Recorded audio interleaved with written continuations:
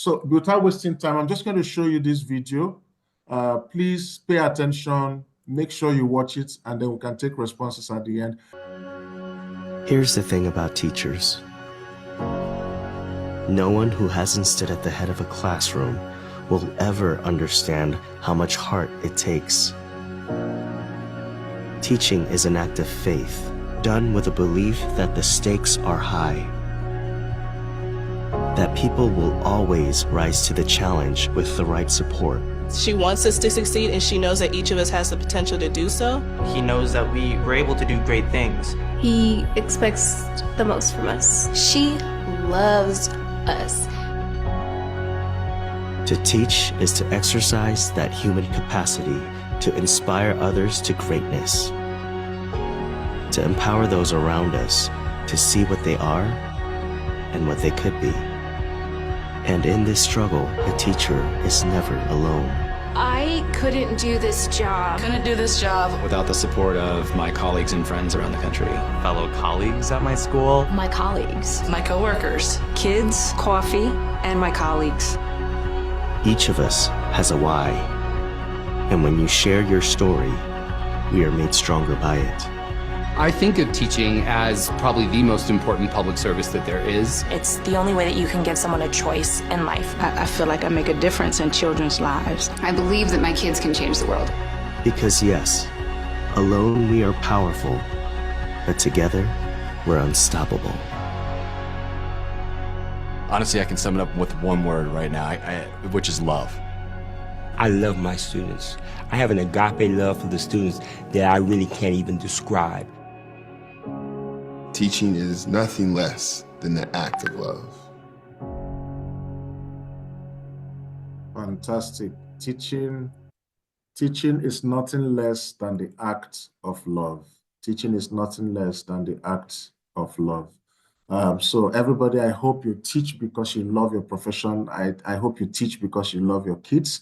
One of the ways to also tell that you love the children that you're teaching, and I also say this to teachers, if you don't love your profession, you shouldn't be teaching. You should find another job. If you wake up, and I know there are days like that where you wake up and you don't feel like going to work or going to teach. Yeah, there are days like that. But when it is a regular thing that you feel sad going to school, you don't want to go, you're just wondering when the day will end, you're in the wrong profession. You're in the wrong profession. You must love to teach. You must love to teach. It must be something that you really, really feel passionate about. And I hope that everybody who is here is a passionate teacher, is an educator who is interested in the lives of the people. And you see, the truth of the matter is that you can't tell where your influence will reach. You can't tell where your teaching, your impact will reach. One day it may be the president of the country. One day it may be a lawyer who saves you from issues. You can never tell where your impact would always start. And I'm going to ask you to read these quotes on the screen, and anybody just raise your hand and tell me the one you like and why you like that quote. Just explain the quotes to us, why you like the quotes, and then we'll take it from there. Uyo, your hand is up. Go ahead and speak to us quickly. Okay, good afternoon, everybody. Good afternoon. One that resonates to me is, do not confine your children to your own learning, for they were born in another time. This is very applicable with our present day, the generation we have now. The learning method is quite different from what we have. So if you as a teacher decide to restrict the opportunities they have to learn, you'll find out that you wouldn't have children who are well enlightened, because the style of teaching or learning was quite different. There was a time where we didn't even have projections on the screen, and then it was more of a teacher-centered kind of learning. So imagine myself being a teacher, and I want the children to always listen to me as I talk. I don't even care if one is understanding it. If there's a terminology I have used that is too big for the child to understand, I just keep going and going. The aim of learning will be defeated. You know, people used to think that learning or teaching was only educating the person and not just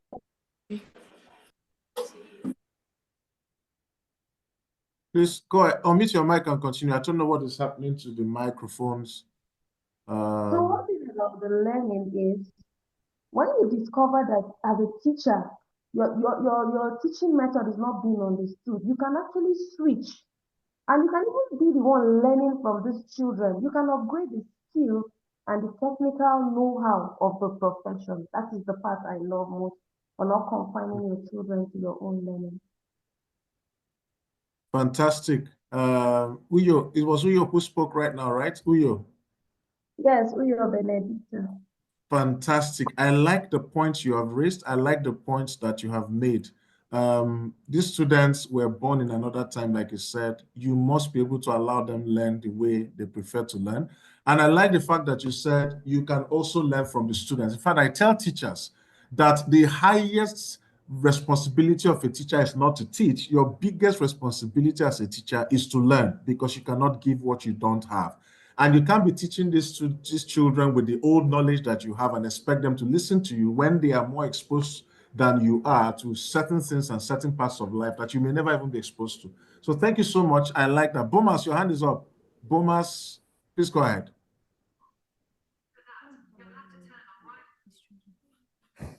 Bomas, unmute your mic and speak, please. Okay, good afternoon, everyone.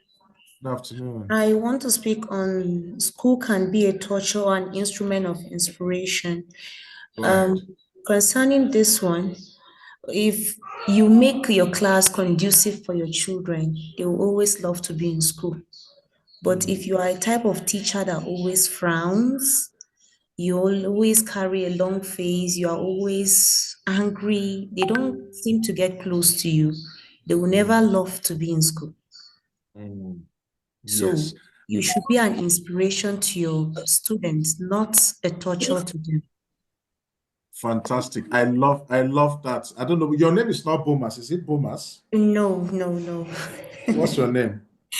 Okay, I'm Nandi. Oh, Nandi. Fantastic name. Yes, from Bomas. Well done. Yes, thank you. Thank you, Nandi. Thank you so much. You. And I like the fact that you said if students don't like you, I mean, you keep frowning your face, they won't come near you. So what is the point of being a teacher when you frown your face in school? What is your aim for frowning your face? And you know, students will never learn from a teacher they don't like. If they don't like you, they will never learn from you. You can't even force them. They won't even be interested in what you're saying.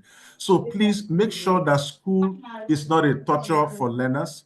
Make sure that school is an inspiration for learners. Make sure that school is something that learners look forward to going to every time. Make sure that you're not the reason learners are sad or are not participating in the class. Can we get more people speak, please? Let's get more people. Let's get more people. It's supposed to be an interactive class. If you're not representing your school, well, we are taking notes and we're recording as well. Let's hear more feedback. Anybody wants to say something? Magdalene, you said you love the first point. Can you tell us why? Magdalene. Okay, thank you very much, sir. Go ahead, please. Well, I actually like both points actually. Well, I'm going with the first one, especially because there's something that's going on from my experience as a teacher. I just realized that there are so many teachers that we can describe as being old school. And why would I say old school? Because there is a pattern that they believe that behavior should take, just one pattern. And because they learned in that particular way, their learners should also follow suit. And I've seen many children that this method has affected. The positive impact is not there. Many of them dread meeting these teachers in class. We need to understand that we are not born in the same time with these learners. We need to adapt in certain ways to their own advantage for them to pick what we are trying to give to them. So that's one of the best ways we can help them. It's very it's very different from trying to correct them when they are wrong. I think they are two different things. You trying to understand them from where they are coming from is different from you correcting them when they are actually wrong. Because what you do in the process of, adapting to where they are coming from will help them pick up better from what you are trying to show them. Thank you so much, Magdalene. Thank you. You've spoken so clearly. And from your voice, I can tell you're a passionate teacher. Indeed, there are teachers who are outdated in their style and their way of teaching. So outdated, you're wondering where they're coming from. Why are they still teaching the way they're teaching? And like you said, they were influenced by the kind of teachers they had when they were growing up as well. And so they're also transferring the same style to the learners that they're teaching in this age and time. We must adapt. We must change. We must begin to do things the way that it will be beneficial to the learners that we're teaching now. You can't have one style that you've picked from the olden days and then try to use that to transcribe how you teach these learners in these days. Thank you so much, Magdalene. There was one more. Okay, Oppo, your hand is up. Please go ahead. Who owns Oppo? Okay.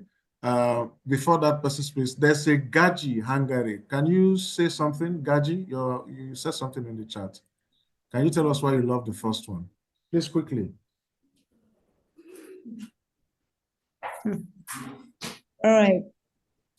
I love the first point because when you look at some of the teachers they are narrow-minded. They're just restricted to one method of teaching, and they make the children to they force the children to do that particular method, and that make the children not to learn very well. Fantastic. What's your name? Gaji Hungary.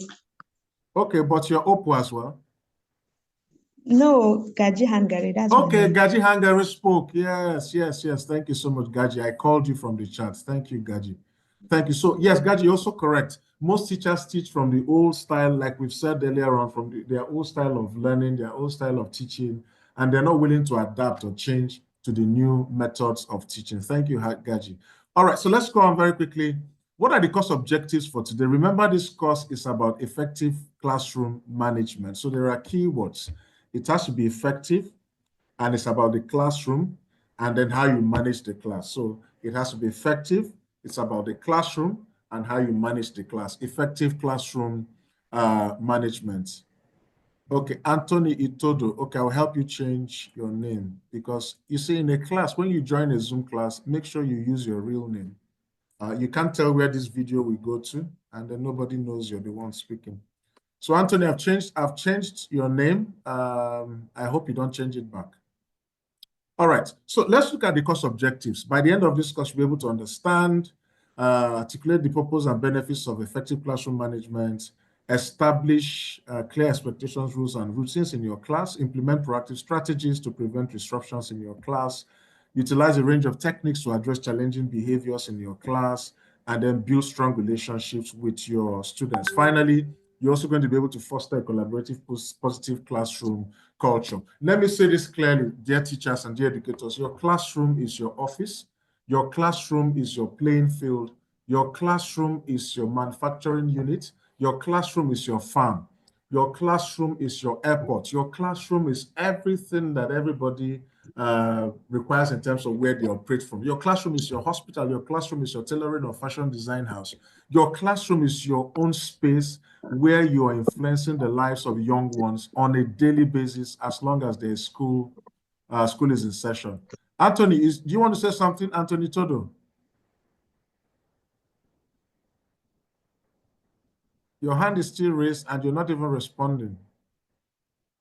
Okay, so now, what is the purpose of classroom management, you may ask? What is the purpose? Why do we have to manage our classes? And now, please take note that it is not about control. You know, when people hear classroom management, they think it's about controlling the students. And that's why sometimes I find teachers who are intentionally funny. I think you're intentionally funny. That a class is quiet does not mean that the learners are learning. And that a class is noisy does not mean that the learners are not learning. Am I correct? True or false? So let me say that again. That a class is quiet, so you pass and say, that woman's class is always quiet, does not mean that the students are learning anything.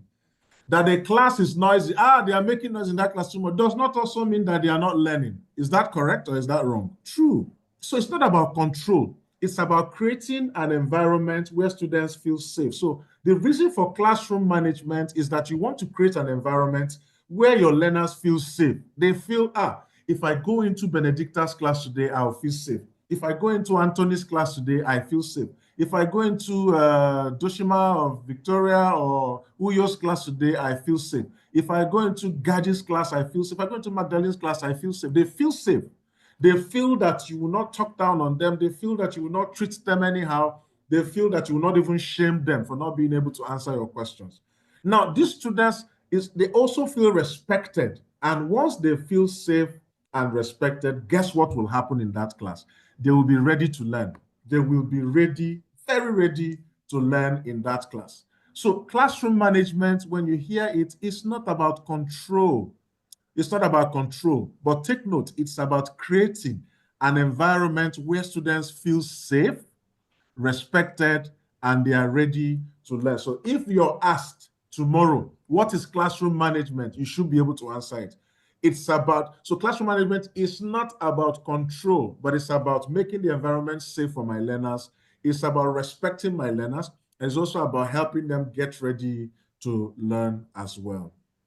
All right. Now, let's do this activity and please write in the chat box. What are the characteristics of a well-managed classroom from both the teachers and students' perspective? Please write in the chat. Or if you want to speak, you can raise your hand to speak. If you want to speak, you can raise your hand to speak. When you say a class is well managed, what are the characteristics you will see from the teacher's perspective and then from the learner's perspective? Anybody who is bold enough, please go ahead and raise your hand to speak, or you write in the chat. Remember, you're representing your schools here. Yeah, anybody willing to speak, raise your hand to speak. Anthony, is your hand raised or you're doing thumbs up? This Anthony guy is confusing me. Okay, so anybody willing to speak, please raise up. Oh, yeah, Benedicta, go ahead.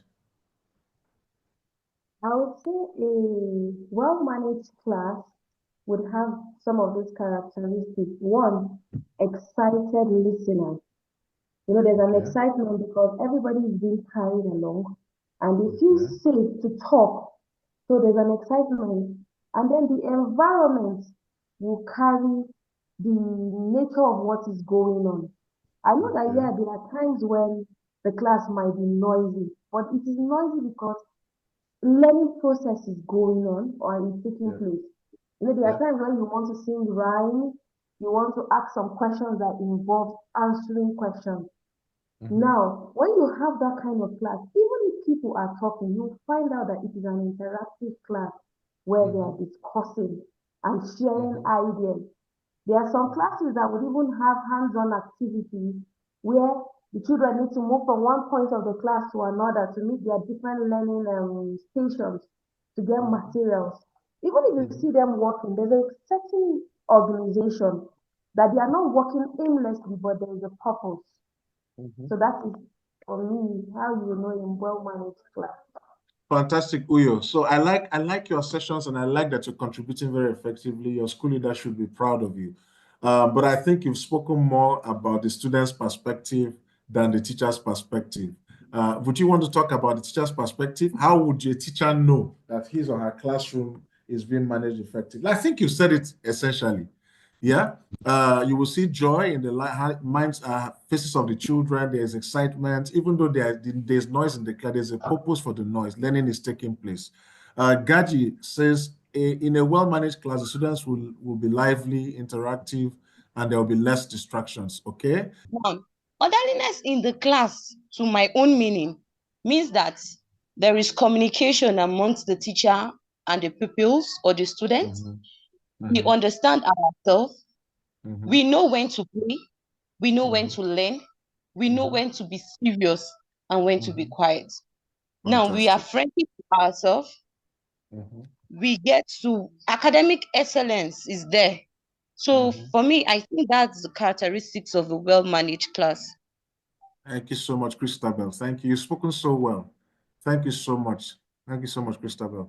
I'm going to call you Promise, but before Promise comes up, Gaji has written, Uyo Benedicta says, for the teacher, you will observe that he or she is not tense. The impression on the teacher's face will show that they have it all under control. Fantastic. Uyo Benedicta, but I'm hoping that this teacher is not cajoling the students or forcing them to be quiet. But I like your point. It will show clearly in the teacher's demeanor, the teacher's face, whether the class is under control or not. Uyo Christabel again. I mean, okay, there's Uyo Christabel, Uyo Benedicta. There should be understanding between the teacher and the students, so it makes the children safe and effective learning will take place. Christopher Esther, a well-managed classroom creates a conducive learning environment. Alamba Hanatu, in a well-managed class, the students and the teacher will always show confidence. Promise, please go ahead. Promise, go ahead. All right, good afternoon, everyone. Afternoon. Oh, okay.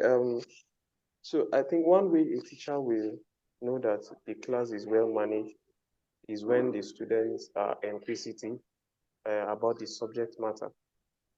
You've taught them a particular topic and they want to know more, and then you hear questions coming in. It shows that learning is taking place. Oh yeah, okay. So thank you so much, Christopher. What you've said, I think, would apply as well, maybe even more to in terms of materials that have been used to teach, the engagement of the learners in the class. But yes, if the classroom is managed effectively, learning will take place. In that effect, you will see that the students are engaged in the class, and then they are very inquisitive about the lesson because they're enjoying it and they're sort of understanding what the teacher is saying. Thank you so much for that. Okay, so let's go on. Ruby House, your hand is raised. Go ahead. Who wants to speak in Ruby House? Yes, sir. Good afternoon, sir. Afternoon. I think from a teacher's perspective, characteristics of a well-managed class, effective classroom management is that there will be clear set goals, and those clear set goals will be achieved at the end of the class. Fantastic. Your voice is as clear as the morning. Well done. Yes, one of the areas that the teacher will know that the class is being managed effectively is that the goals that he or she has set is being achieved one after the other. That gives the teacher confidence that he or she is managing the class effectively. Thank you so much, Ruby House. Alfred Mary says, in a well-managed class, pupils will be confident and outspoken. Benedicta says, in a well-managed class, the atmosphere is friendly and exciting for learning. Anthony says, well-managed class ensures that teachers and pupils interact effectively. Bomas, I don't know who is writing from Bomas, but as a teacher, I'm coming every day to learn from my students, and then what now? And then be an inspiration to them. I should set the goals for them. Fantastic. You guys are simply amazing. But so let's go on. So why is classroom management important? Why does it matter? Why should we be interested in classroom management? Remember, classroom management is not about control. Never forget that. It's not that you're trying to control the learners. You're not trying to force them to be quiet. You're not trying to make them to be restrictive or restrict them. It's about making sure that they feel safe, that they feel understood, that they feel motivated, and then they feel inspired to learn and motivated to learn as well. Remember that always, that's what classroom management is about. Magdalene says the comments and questions that come from the learners will tell how managed the classroom is. Okay, so let's go on. Why is classroom management important? Now, it is clearly the foundation of successful teaching and learning. If you want to be successful in your teaching and learning, then you must be able to manage your classroom effectively. If your classroom is not well organized, if your learners are not organized and chaotic, you will find that your learners won't achieve their goals as well. Now, it creates an environment where students feel safe. I've said that before, respected and motivated to learn. When classrooms are well managed, the teacher can focus on instruction, students can focus on learning, and everyone tries. So what you have in a classroom is like a marketplace. Somebody has come to sell, somebody has come to buy. Okay, let me say that again. The classroom is like a marketplace. Somebody is selling, somebody is buying, and it can be the other way around because a teacher can learn from the student as well. So buying and selling is constantly happening within the classroom. Buying and selling constantly happening within the classroom. Anthony, thank you for your comment in the chat. I've seen it. Thank you. Now, once the teacher has a class managed effectively, he or she can then pass on his or her instruction to the learners. And if the classroom is managed effectively, the learners will focus on learning. You will find that buying and selling will take place effectively. There won't be any struggles. Yeah. and everybody will make progress in the class, teacher and student. Now, I want you to take a moment to reflect your own experiences as a student. Reflect on your own experience when you were in primary school, when you were in secondary school, not university, because university we usually don't even have all of those classroom money. But let's remember our primary school days and our secondary school days. Remember those days. Now, what were some of the qualities of the most effective teachers that you had growing up? What were some of their qualities? What were those things that you liked so much among those teachers that you had, growing up? And how did their classroom management style contribute to your learning? I want you to discuss your thoughts with us. Just tell us what you think now. You can unmute your mic and speak. If you've not spoken, please, this is your opportunity to speak as well. Write in the chat. How did you feel about those teachers? What qualities made them stand out? How was their classroom management, the teachers you had when you were growing up? Anthony, thank you. It's important to view the interest of people. So let's have a conversation. What is the thing that stood out for you when you were growing up, the kind of teachers you had? How did their classroom management style contribute to your learning? I want you to share with us, because we can't go into partnership now, but just share with us here. Tell us what you think about the teachers you had in the past. Which teacher stood out for you when you were growing up? Please tell us about that teacher. Anybody? Yes, Magdalene, go ahead, please. Okay. When I was in senior secondary school, I had an English teacher that always made her classroom very engaging by involving almost everybody in the class. You have, when she comes in, you can just expect her to pick anybody to handle a particular activity. So it always kept us on our toes, and she wasn't a toxic teacher. She was a really nice teacher. So we're always expecting her, but we knew that her classroom is for serious business. Yes, there was room to crack a little joke here and there, but for the very fact that you could be called upon at any moment to do something serious, always made us serious in the class, and there wasn't really room for misbehavior much. Those students would always be students, but then it helped. And teachers would always be teachers. Yes, teachers would always be teachers. So sometimes I try to do that in my own classroom and it works. Yes, because the students know that you're engaging them. Thank you so much, Magdalene. They know you're engaging them. They understand that you're doing this for their own good, not to punish them. You can't compare that teacher to a teacher that gives only homework. Every minute he or she's giving homework without even teaching anything in the syllabus. So thank you so much, Magdalene, for sharing. Alamba, your hand is up. Alamba Hanatu, please go ahead. Okay, we won't waste time. So, Magdalene, thank you so much for that example you gave. And I like teachers who are really engaging, who learners, and you see, you would always look forward to that class, like you mentioned. Dauda, I've changed your name. It's now Dauda Danladi. Please don't change it back. Go ahead and speak, please. Okay, it's a pleasure. Well, I would like to seize the opportunity. Thank you so much for recognizing me. For me, it was even at the university, not really at secondary school. Okay. My professor, Professor Bobo, he made his own lessons. A good classroom management should include, when you are reaching out to your students, they should know that this applies to daily life. If we are not able to teach and they see that this thing can affect my life, affect my mentality, a good number of them will not be motivated, will not be captivated. When we apply, recently I was trying to teach one of my sons how to count. I told him it was to add kobo. I said, if you don't know how to manage how to add this kobo, you will not be able to understand the value of money. When I send you to go and buy something, you may be cheated. Above all, you will not be able to know how to make your own money. And I saw the change in his eyes. I saw it. And he looked at the sums and he was able to add them up. So we should be able to, when we teach, be able to add it to our life experience. Let the child know that what we are teaching is not just abstract. Make it change, it can impact you. Okay. Yes. Thank you, Dauda. Yes, I like that you said the one person that had the most impact on you was your university lecturer, not even your primary or secondary school teacher, which is fantastic. Teachers are teachers, whether in the university or secondary school or primary school. So thank you for even helping your son understand some principles of life so that he or he can apply it in the real life when he finally grows up. Thank you so much, Dauda. So if you go to the chat, we have Uyo Benedicta says, well, I had teachers who did great jobs in impacting knowledge. They carried us along. However, one teacher had issues with managing us. Our maths teacher, my dear, my maths teacher, I've not forgiven him till tomorrow, but I forgive so that I can go to heaven.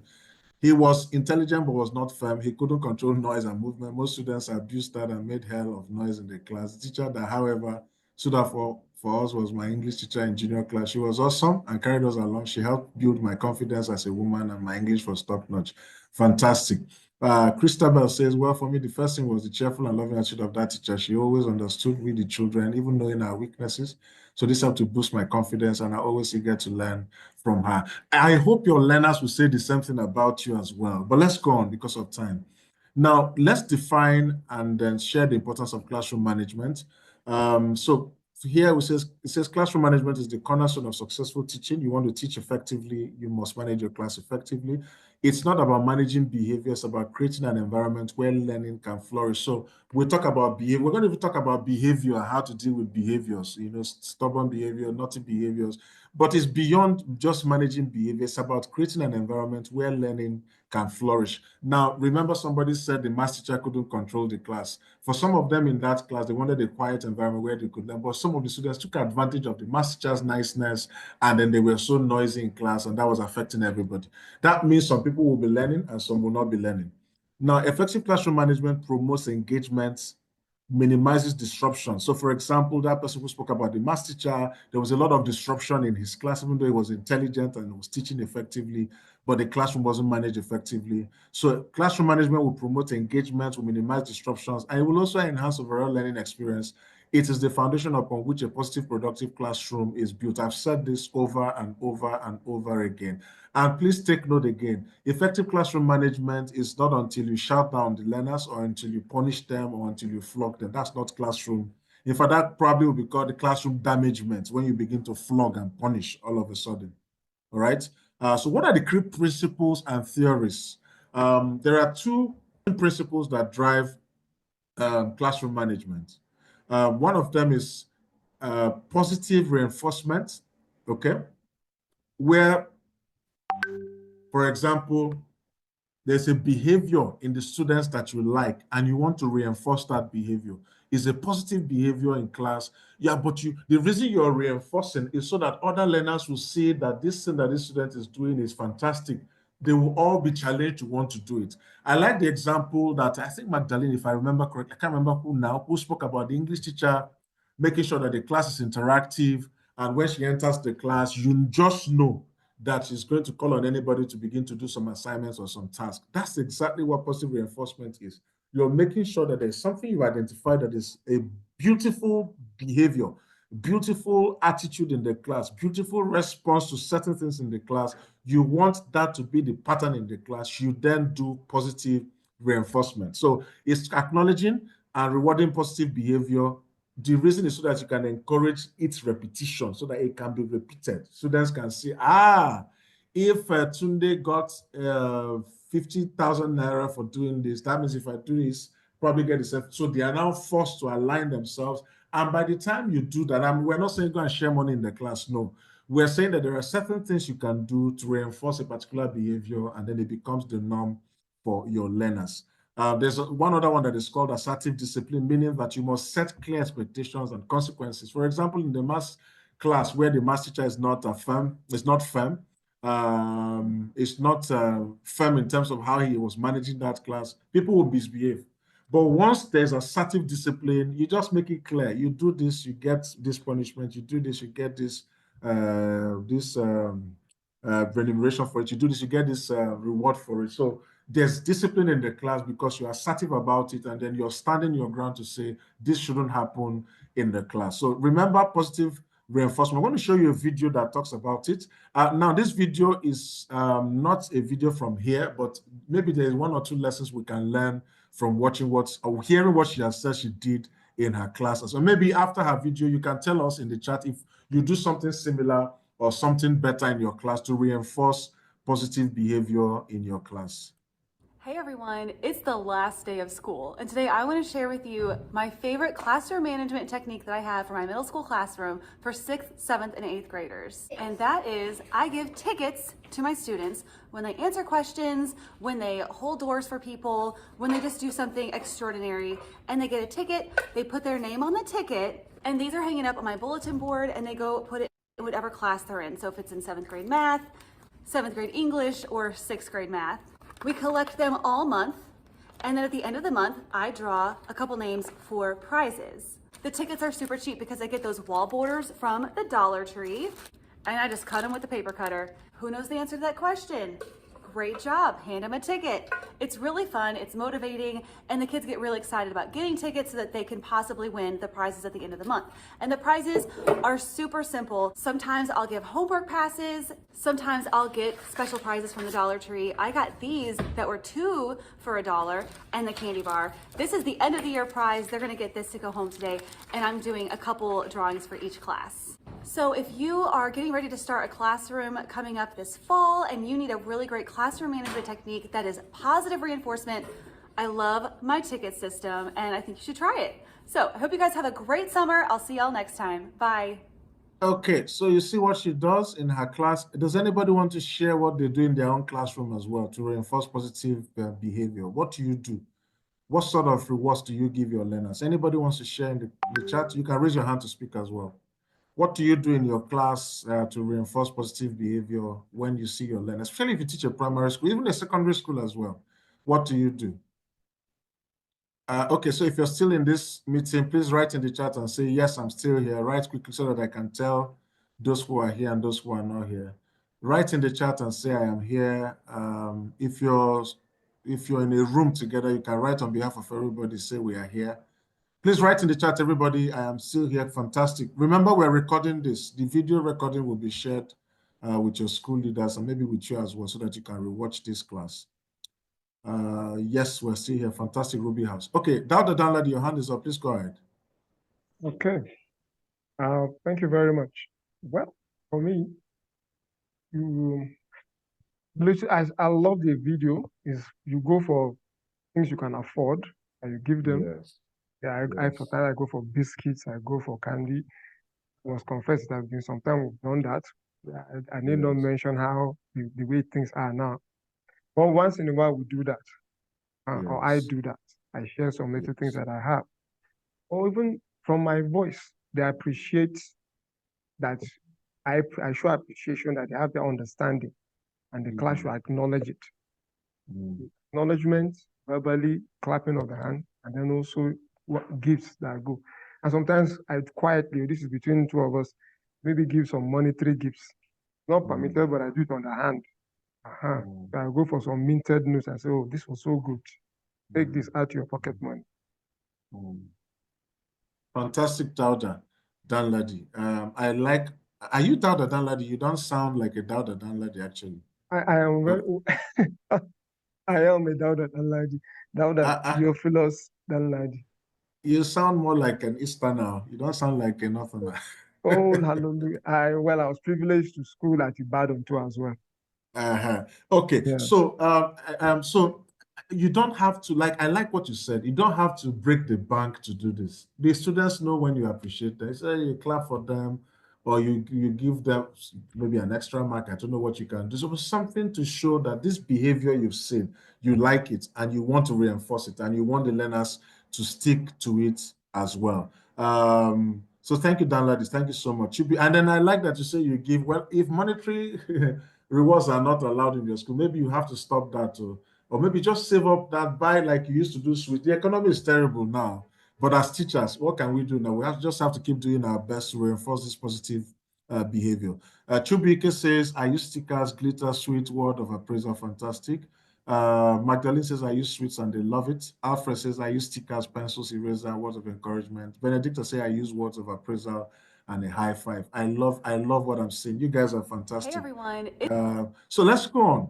How do you create a positive learning atmosphere? Yeah, so it begins with clear expectations. You must be able to set clear expectations. The students must know what your expectations are. Alamba says, I use stickers. Thank you very much. Thank you, Alamba. The students must know what you're expecting from them. Once they know what you're expecting from them, they are more likely to meet your expectations. We're going to talk about all of those expectations and how to set them and how to set all the routines up. But most teachers sometimes are usually not too clear about what they're expecting from the learners, and then the learners end up being confused. And when you find them making noise, it's because they are now asking their classmates what you've asked them to do. They didn't hear you clearly, they didn't understand you, and maybe they are not confident enough to ask you to repeat what you have said. So one of the ways to create a positive learning atmosphere is that you must set clear expectations. You must set clear expectations. Number two, your communication with them should be respectful. It should be respectful. Benedicta says sometimes I use their playtime, and that really works. Your students, no matter how old they are, no matter how young they are not less of a human being. You can't talk to them disrespectfully just because you're their senior. It doesn't, being a senior does not give you the right to talk down on them or disrespect them. And sometimes teachers disrespect them in the way we talk to them. Look at you, come on, sit down. Look at your big head, you don't have sense. You know, all of those negative words that they used on us, you're now using it on these children. You must be respectful in the way you communicate, all right? You also need to be able to listen actively to them and also show empathy. There's this video on the internet, I don't know if you've ever seen that video, of a small child, a student, you know, who was always coming late to school, and the teacher will say, Indian video, he should turn his hand, the teacher will flog him, he will go and sit down. The teacher will flog him every day. He comes in late. He will just, at some point, when he just enters, he will just stretch out his hand to the teacher. The teacher will flog. But one beautiful day, this teacher was riding his bicycle in that community and noticed that this boy was carrying his own brother on a wheelchair to somewhere else. He would drop off that his brother on a wheelchair and then start running to school. And that's why he comes late every day.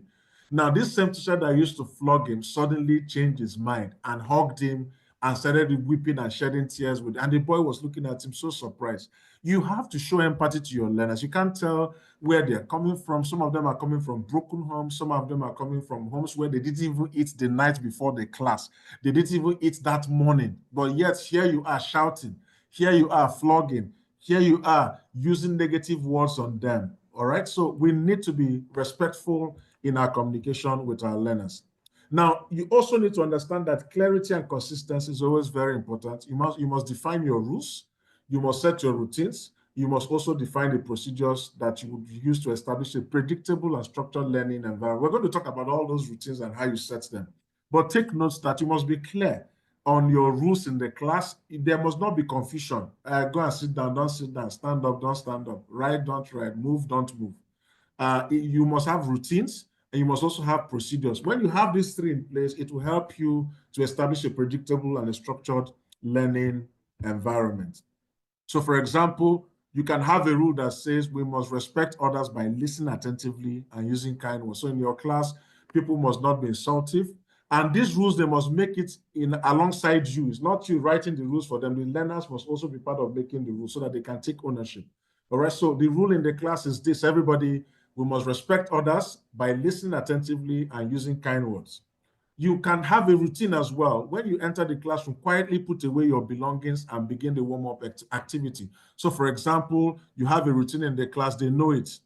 Okay, thank you so much, Bomas, somebody from Bomas and Energy. Thank you for what you've written in the chat. I can see it. Thank you. So when they enter the class, there's a routine. Quietly put away your belongings and begin the warm-up activity. Then there's something called a procedure. So you have rules in the class, you have routines. Routines are the things you do at intervals or at certain periods. Okay, those are routines. Then the procedure, how things are done.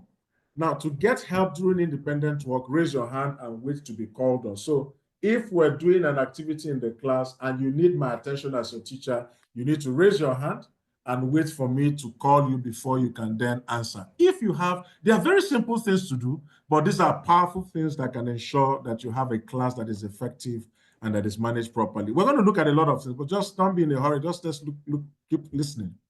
Now, you also need to be consistent in your enforcement. The lady who spoke about the math teacher who is so fluid, is not assertive, people just do whatever they like in the class, and that brought about some chaos and noise making in the class. You don't have to be like that teacher. You must enforce whatever it is you're saying, and you must do it consistently. If you do it today and you don't do it the next 2 days, the learners will get used to it and say, don't worry, on Monday he will do classroom management. Tuesday, Wednesday, he'll relax. That Tuesday, Wednesday, let us do whatever we like. He's not going to do anything. But when they know that you're consistent, then they will not do whatever they like in those days. And make sure that there are consequences. So students will learn to trust the system and are more likely to comply. So if the consequence for talking out of turn is a verbal warning, hey, Yetunde, don't speak out of turn again, wait for James to finish. Is that okay before you speak? Then that consequence should be applied fairly and consistently every time a student talks out of turn. So for example, if the consequences or the consequence of speaking out of turn when it's not your turn is to use verbal warning, then you use verbal warning on Yetunde. And because you like James, James is your most brilliant. Hey, James does the same thing. You just overlook it. You just use a hand signal to James and just warn him without saying a word. But because you don't like Yetunde, you must warn her. Yetunde, let me not hear you speak again. No. What this is saying is that you must be fair in applying your consequence. It must be fair and applied fairly across board. Everybody must have the same or face the same consequence. And then you must understand student diversity and inclusion. For example, in your class, the classrooms we have today, there are different kinds of teaching practices that would ensure that students, regardless of their background or abilities, they feel valued and supported. The way, some of you like labeling students, fast learners, slow learners, middle level learners. I don't do that with students. I don't believe anybody is a fast learner or a slow learner, but we do believe it in the education sector. And I tell you that somebody who is a slow learner in mathematics may not be a slow learner in English. So you can be a fast learner in English and a slow learner in math. But whatever the case, understand that you have different types of learners in your class. It's the same way those students have different math teachers. So for example, you have 3 math teachers in the school. There is nothing on earth that says those 3 math teachers will teach the same way. You can prove me wrong. Every teacher has his or her own style of teaching, irrespective of the subject. It's the same way the learners have their own style of learning, and we must understand what those learning styles are and adapt to them as well.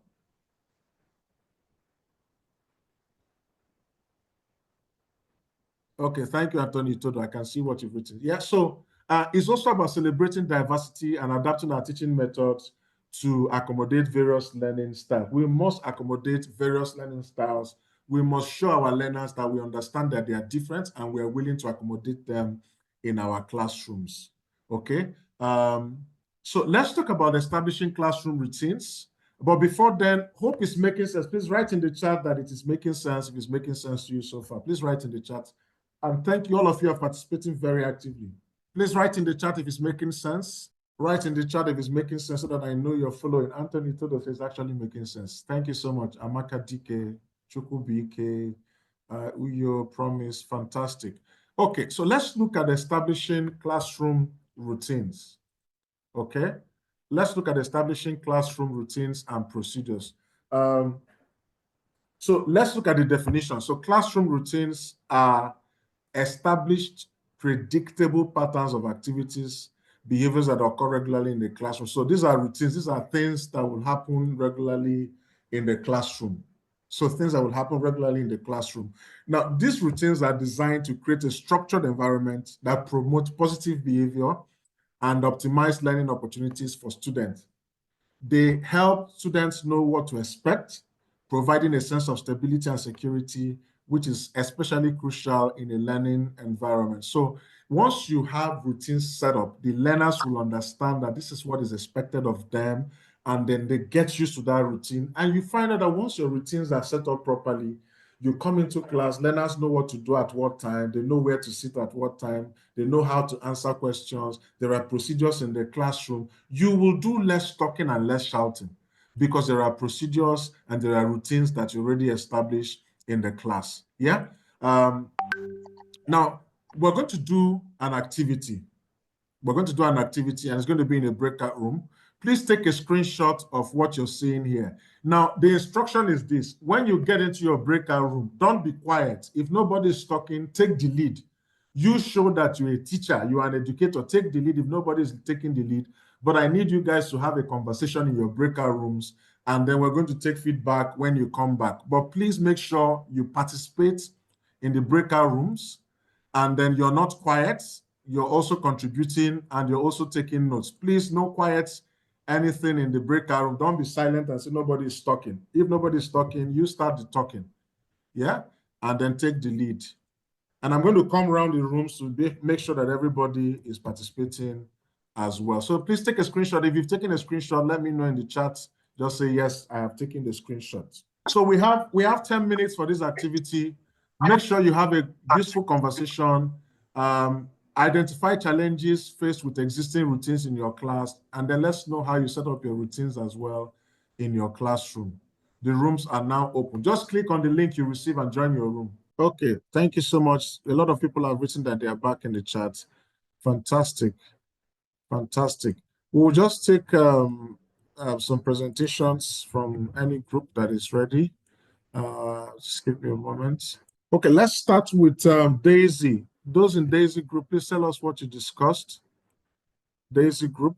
Okay, for Daisy group, we experienced a little network glitch, so we couldn't hear ourselves well, but we managed.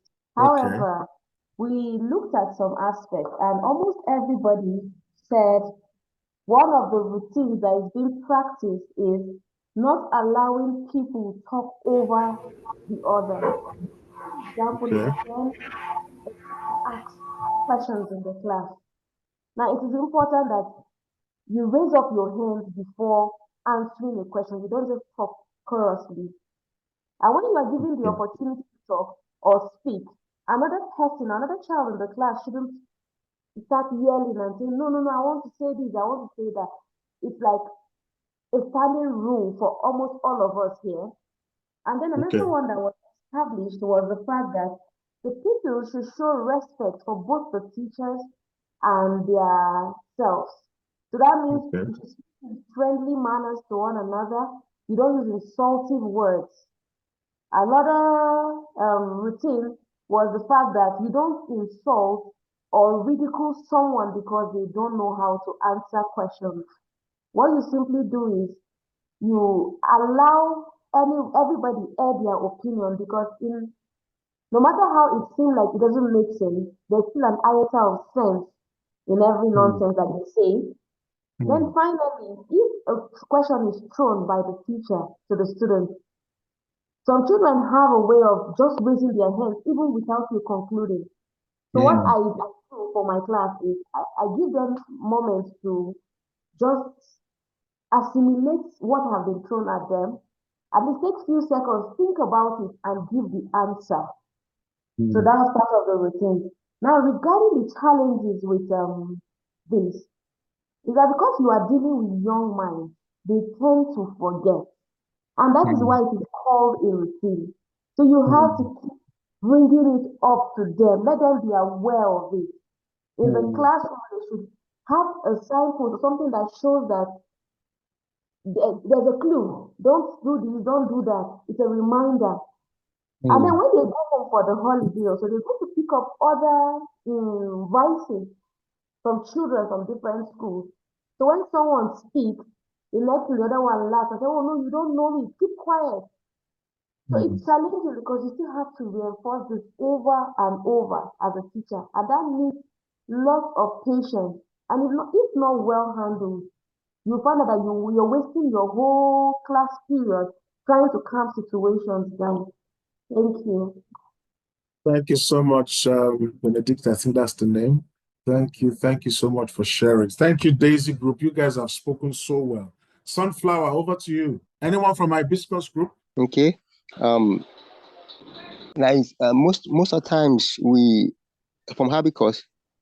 Yes, go ahead. From Hibiscus Group. Yeah. Most of the times we need to give our children a sense of belonging, right? Even though the way and manners they act in the class is looking awkward. Like I just talked about that.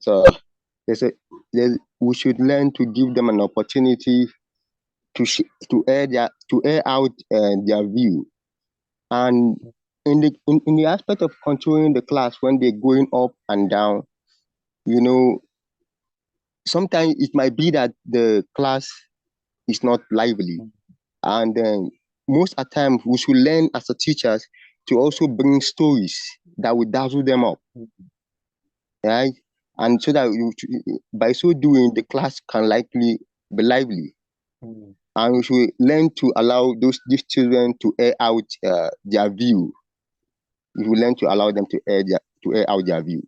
And most at times we do question them, we do quarrel them when they talk nonsense. Because in every nonsense, there's a sense in it. Right? That's why in China they give their children room for Lily Group. Well, this from the Lily Group. We Yes, spoke please go ahead. about some of the challenges and how to manage our classes. Most of us, for answering questions, we spoke about how children always raise their hands to answer questions. But the thing here is, yes, you raise your hand to answer the question. They tend to make noise during that process because everybody is so excited, like, hey, auntie me, I want to answer, I want to answer. So that tends to create noise in the class.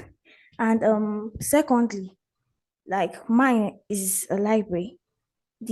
What I do is I have things pasted on the wall for you as a reminder, like for you to keep quiet when you borrow books.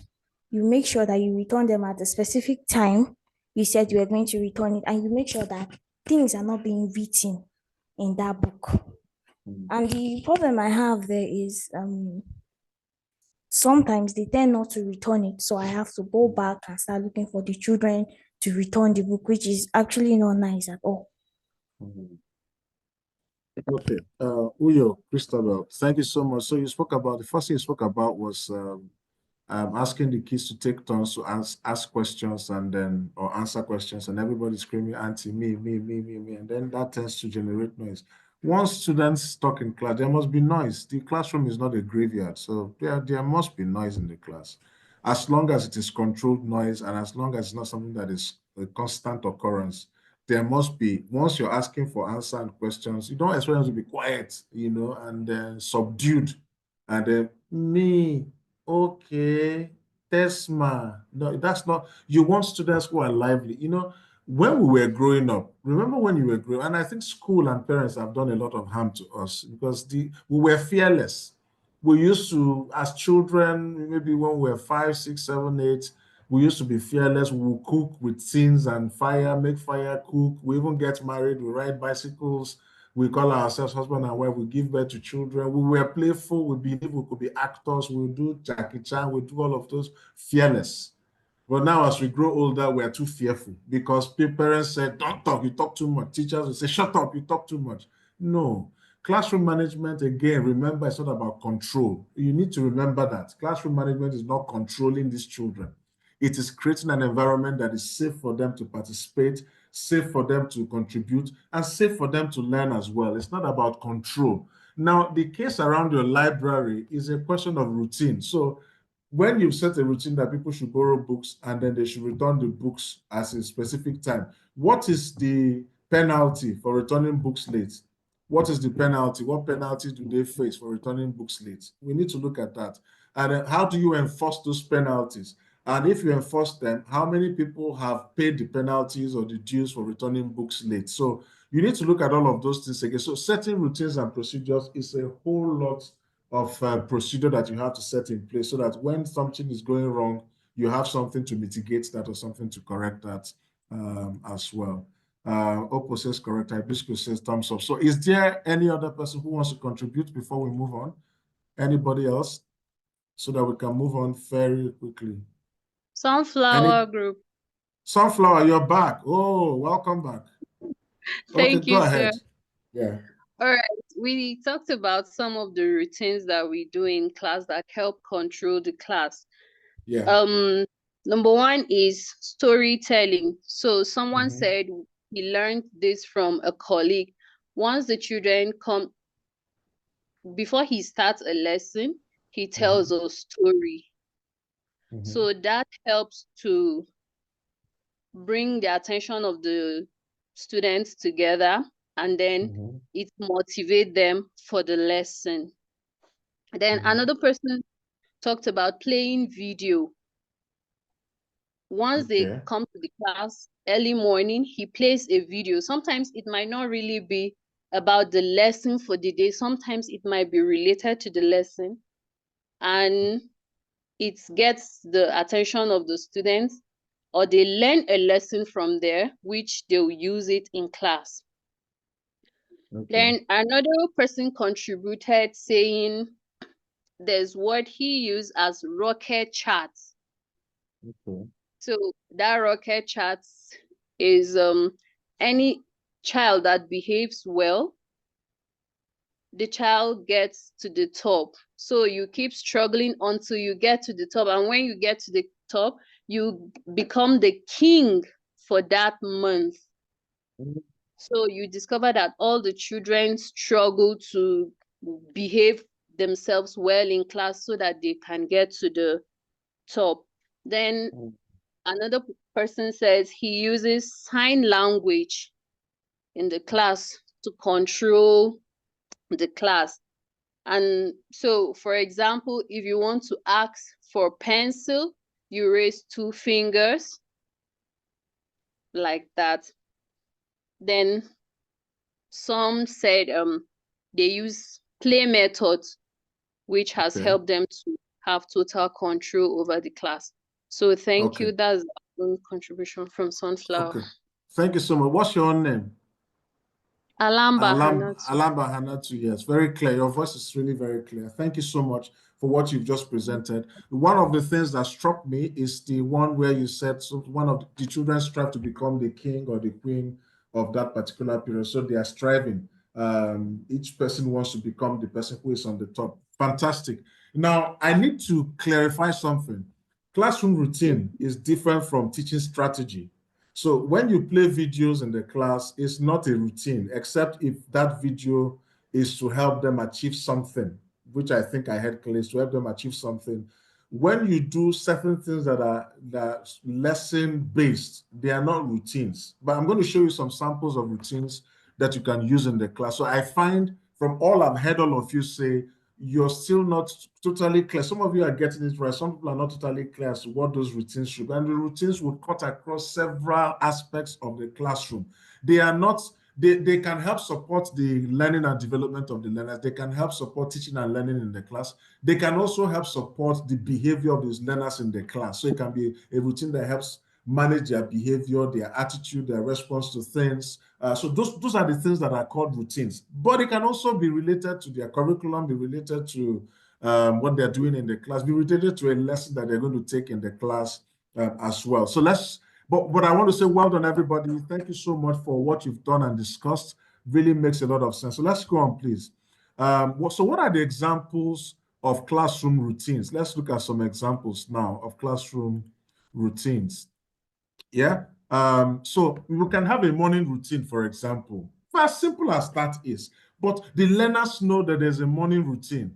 And it can be greeting, or attendance. So for example, a greeting, a consistent morning greeting sets a positive tone. It could be a handshake. So there's some, you need to watch, and I'm sure you've seen some videos of American or British teachers, maybe not British because those ones are conservative, but American teachers where they know the name of all their students, they call them, they shake, they do a particular dance with that student, they go in. That's a routine. That's a routine. The beauty of that routine is that the learners will look forward to coming to class the next day because that routine is so exciting. You call me my name, Ifeanyi, and then I have a special handshake and dance with you as my teacher before I get into this. It could be a high five, a simple good morning as students enter the classroom.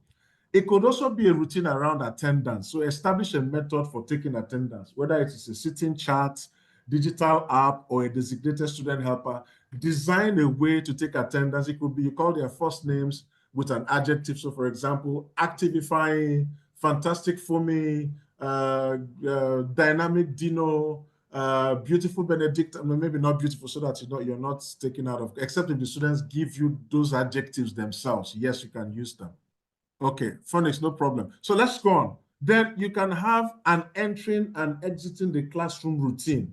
Okay, so how do they enter the classroom? How do they exit the classroom? All of these things is to add some fun and flair to your teaching and to also make sure that the learning environment feels very comfortable and welcoming for your learners. So it could be a lineup. So you have a lineup procedure. Define how students enter the classroom from the hallway. It might be a single file line or a specific order will enter according to your height or enter according to your adjectives or enter according to the animals you like. You know, something. Please take note.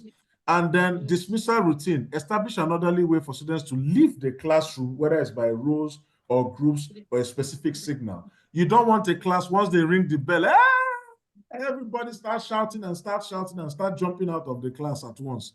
You want a routine that helps them exit the classroom as well. You can also have a routine that is about transitioning between activities. So for example, you're moving from doing a particular activity to another activity. You can have a consistent signal. It can be a clap, a bell. I have a bell somewhere. Let me see if I can.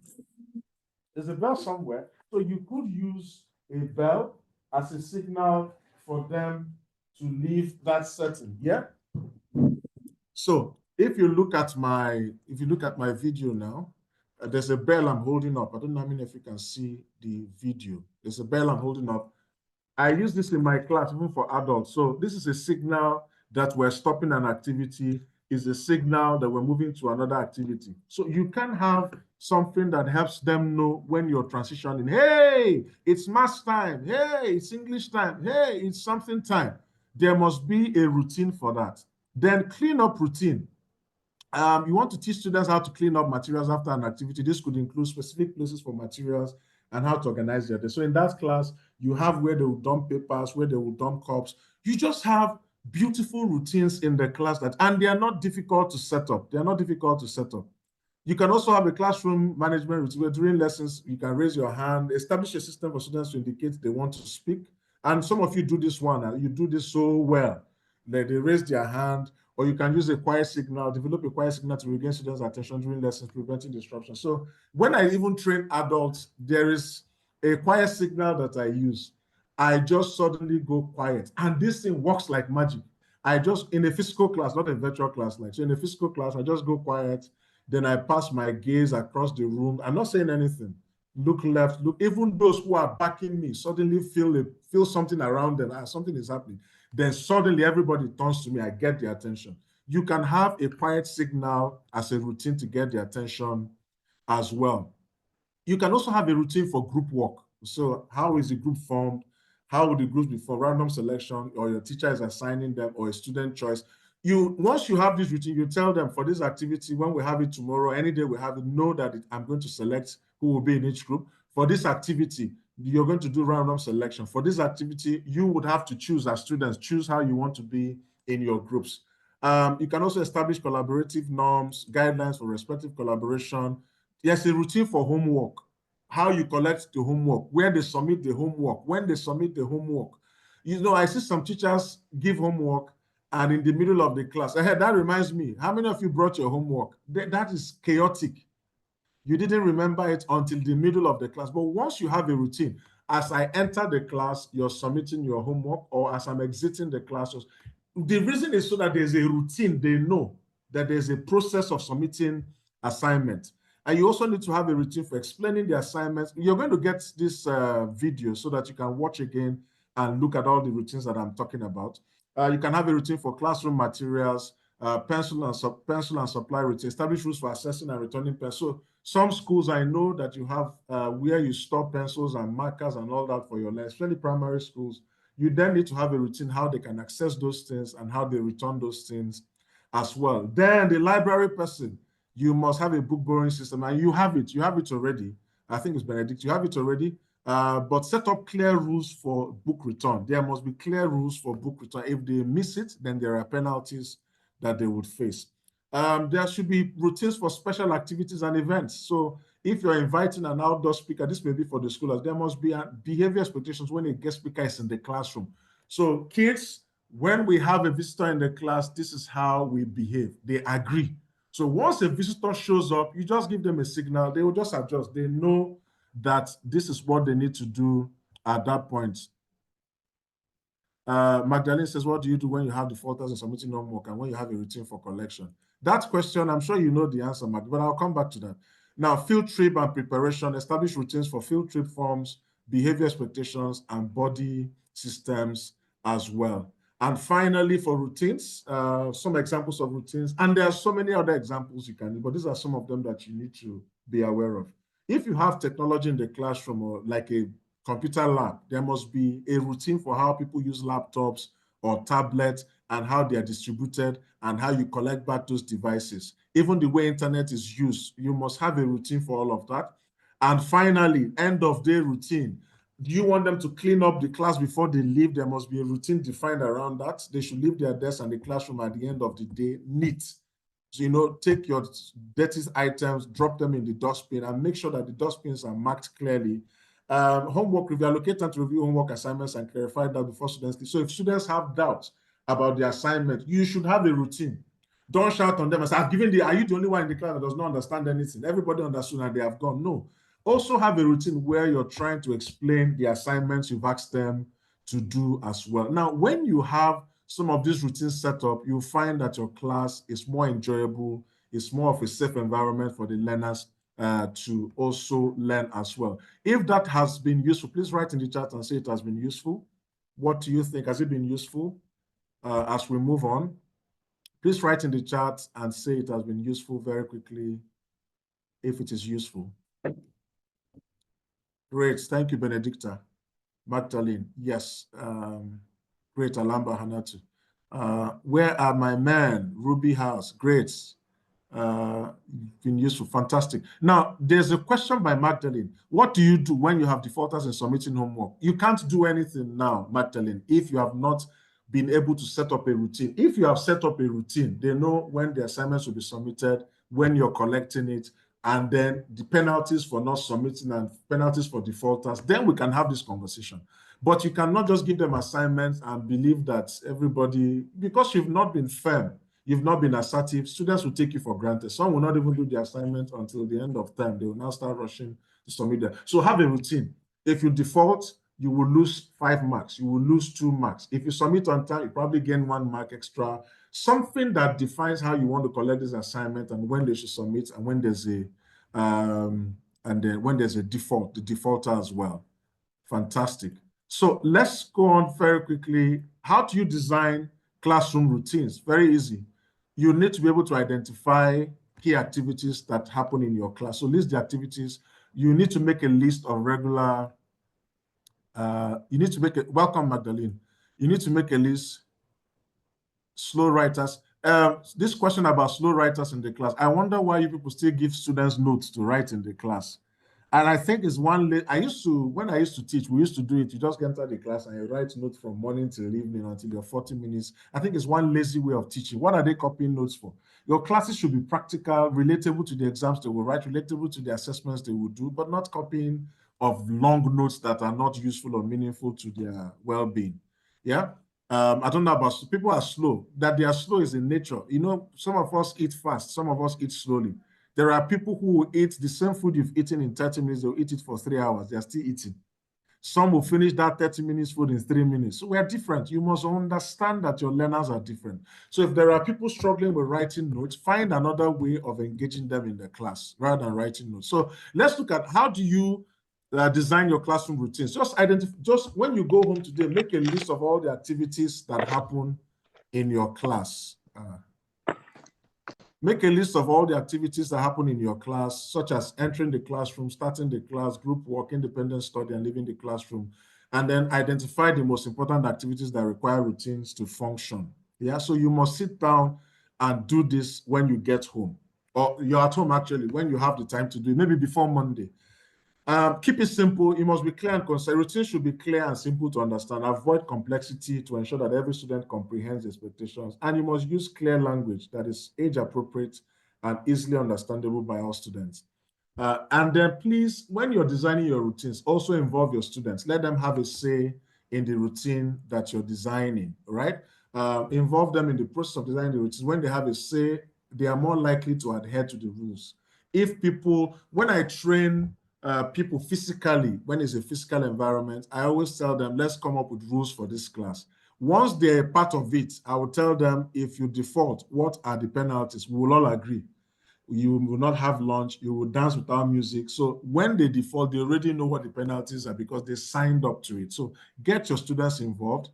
You can also have classroom agreements.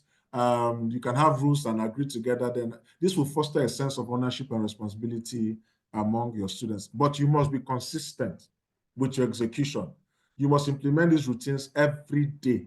Predictability reduces anxiety and helps students focus on learning. Once you miss any routine, the students will probably become anxious, and they may start thinking, what happened? Why didn't we do this routine today? So set the routines, but make sure that you're consistently following them, and you must model the behavior. If you want students to come into class in a certain way, behave in a certain way, greet in a certain way, courtesy in a certain way, talk in a certain way, you must be the first example that they see. Once they see you model it, it becomes very easy for them to also catch on, because students are good emulators of their teachers. All right. Number 5, you must also use positive reinforcement. We've talked about this before. You must praise and encourage, and you also must acknowledge students when they follow the routines. So positive reinforcement encourages repetition of desired behavior. We've talked about this before. You can also have a reward system. We talked about it. Some of you say you give chocolates. Some of you say you give monetary rewards. Some of you say you give tickets. Some of you say you allow them contest for the position of the king or queen for that week. So you must find a reward system that works for your class as well. All right. And then use visual aids to create visual aids, charts or posters illustrating the routines. You can do a drawing, you can write, you can print something.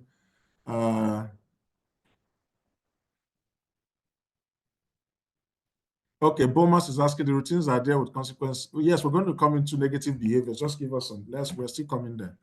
We'll come to that. So use interactive visuals as well, and involve students in the drawings as well. You must practice repetition, practice the routines, spend time practicing the routines during the initial weeks of the school year. The repetition will help the students remember. And don't be too expectant when you just start, so that the students don't feel demoralized. Just keep being patient with them as they keep learning about the routines, and then they keep role playing, and you're simulating some of those routines as well. Then be flexible. While you must be consistent, you should be open to feedback. If something is not working, ask the students, is this working? So that you can tweak your routine. The reason cars are made and modified every year is based on routine, based on feedback, even though they are making more money from new cars. But the new cars, there's something that they change every. It could be a plug, it could be the mirror, but something must change based on feedback. And then you should also review regularly and then make some adjustments as well. And then provide feedback to your learners. If they don't follow your routine, don't be critical. Don't embarrass them in front. Come on, look at you. Is that the line you're supposed to be in? Is that where you're supposed to be? See your big head like your village people. You don't do that with those learners, because you don't want somebody to even do that to you as an adult, not to talk of as a child. So don't embarrass them in front of the class. Just be mindful of what you say to them. Be mindful of the words you use. Be mindful and be empathetic with them as well. And then encourage them to self-reflect. Let them, ask themselves questions. Did I miss it? What did I do wrong? How can I improve? Just ask them those questions, and you find that you have a better class. Then you have to monitor, check consistently that you're monitoring and that you're making progress. And when your learners begin to catch on to your routines, always celebrate them. This time around, it's not celebrating one person, it's all of them. You're celebrating them. Probably buy a pack of Tom Tom or a pack of something and say, guys, for following the routines last week and doing it so effectively, here's something. But make sure that what you're giving them is not something that will cause a problem to their health and all that, okay? But something that they will appreciate as you design your routines. So those are the ways to design routines. We've talked about types of routines. We've also talked about how to design them. Any questions, so that we move very quickly because we're running out of time? Any questions? Has it been useful? If it's been useful, if it's making sense, please write in the chat quickly. Just say making sense so that we can go on. Has that been useful? So Bomas, we're coming to behaviors, and then we're going to try and tackle. Thank you, Tega. Thank you. Thank you, everyone. Thank you, everyone. Now, what are challenging behaviors? You would have challenging behaviors. You will have students who are just as if they were sent from the dark side of the earth. You will have them. But of course, you don't label them as such. You will have students who is as if you're all making progress, but there's just this one student who is usually a problem. And if those students are very influential, they are probably also influencing other people around them who will start behaving like them. You have students who others look up to, who is the sort of like the oga patapata of them all. And then if you have issues with that particular student, they can begin to influence others negatively. So what are challenging behaviors? Can anybody tell us what they think challenging behaviors are? Give us an example. Anybody, quickly. You can unmute, you can write in the chat. What are challenging behaviors? What are challenging behaviors? Okay, students who make jokes during class. Yeah, there's a lot of them. I used to be like that too. So is that a challenging behavior? Okay. What are challenging behaviors? Tega says students who make jokes during class. Maybe jokes that are not supposed to be made when things are being taken seriously. Yes, Tega, thank you. Any other person, what are challenging? You need to know what these behaviors are so that you can address them. So what are challenging behaviors? Okay, let's just go on because of time. Now, okay, looks like somebody has answered. Time is going. Unruly behaviors by students. Alam Bahanati, yes. Magdalene, students widely admit that they are wrong. Okay. Alam, but challenging behaviors are unruly behaviors. Yeah, students who make noise. No, Oppo. Students who make noise is not a challenging behavior, except if they are making noise while you're teaching, and that's disrupting your class. A lot of people have dropped off. I hope they're falling back in. I think it's their network. And I think they are from a particular place, if I'm not mistaken. Okay, so what are challenging behaviors? So these are actions by students that disrupt the learning environment. They can impede instruction and interfere with overall learning process. These behaviors can manifest in various ways, ranging from minor disruptions to more serious actions that impede the teacher's ability to maintain control of the classroom. So it can be a terrible one. It's a student shouting at the top of his voice or her voice, raising his voice or her voice against either the teacher or other students. It could be somebody hitting the desk, somebody doing something very funny and, out of the blues, and you can't even understand where that behavior is coming in from. Okay, Chubiki says having a child with bad behavior, which is distorting his or her learning ability. Mr. Promise has joined me, no problem. Let's go on. So there are so many challenging behaviors. We won't have time to look at them. Some common examples of challenging behaviors include refusal to follow instructions or complete the assignments. They just won't do it. Number 2, verbal outbursts or tantrums. You know what tantrums are? Just complaining and just shouting and just misbehaving, throwing tantrums like a spoiled child. Number 3, physical aggression or violence towards peers or teachers, students attacking their teachers or attacking other students in the class. Number 3, leaving the classroom without permission. There are some students who are so naughty, they won't even tell you they're leaving the class. And number 4 or 5 can be destroying classroom property. So these are some examples. There are so many others, but these are some examples. Now, it's important to note that as teachers, you need to recognize that these behaviors can stem from underlying issues that the students may be experiencing. Now, you may not know. Sometimes not that they do it on purpose. Sometimes it may be something that is influencing them from their homes. It could be another episode that has occurred somewhere. You can't tell why they're behaving the way they are behaving. It could also be that they are struggling with themselves. They are struggling with understanding what you're saying in the class. They're not following. Now, if you can address these underlying issues, you'll probably be able to manage these behaviors better.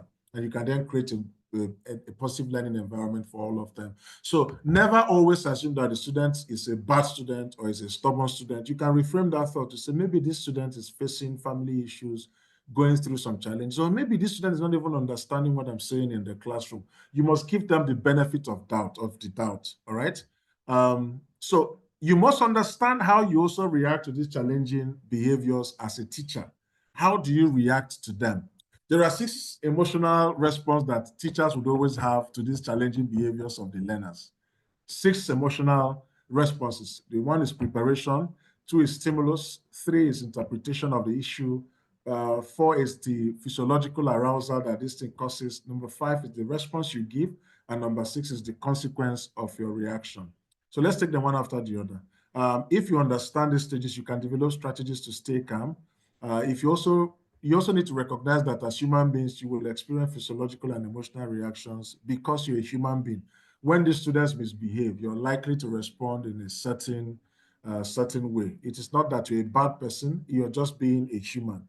But we're now saying that rather than respond in such a way that it becomes detrimental to the learners and yourself and the reputation of the school, you then need to be able to manage how you respond to these their behaviors. Now, if you were part of the the emotionally intelligent teacher course, you'll find out that we were talking about how to regulate your emotions, how to be self-aware, how to manage all of these interactions with learners so that you don't get into the situation of that teacher who was flogging a 4-year-old child, a 5-year-old child, and slapping the hell out of that child, and she was arrested. Or the teachers who will flog a student and not know that the student has underlying health issues and the student just dies, and then they are locked up in Kirikiri for life. You can't come out because it's a case of murder, and you can't say, I didn't know. Yeah, so you need to be able to respond to some of these behaviors effectively. So understanding how you react to these challenging behaviors is the first step in developing strategies to stay calm and in control. So what are the 6 stages? Remember the first one we said is preparation. Now, this is the anticipation phase. If you have had a challenging interaction with a student before, if you have ever had a bad interaction with a student before, that challenging behavior with a student before, you might enter a situation where you're already expecting a battle. This boy has done this, this girl has done this thing before. Now, when you start thinking like that, that can cloud your judgment and make you likely to overreact because you're now responding based on your previous experience with that learner. A student who has a history of yelling during transition, the teacher might approach the transition with an internal monologue like, here we go again, this boy again, this girl again. I've entered trouble with this child. No, you have to start thinking clearly. Maybe it's not this child's fault. Maybe this child is going through something completely different. Yeah? Okay, so the next one is Tim. Please mute your mics if you're just coming back in. Bomas Group, I know your network trio off, so welcome back. The next one is stimulus. This is the trigger, the actual challenging behavior the students exhibits. Yeah, so this is what triggers you as a teacher. So the student refuses to put away materials when asked, that can trigger you as well. So this makes you feel really angry. Mute your mic. So, okay, now,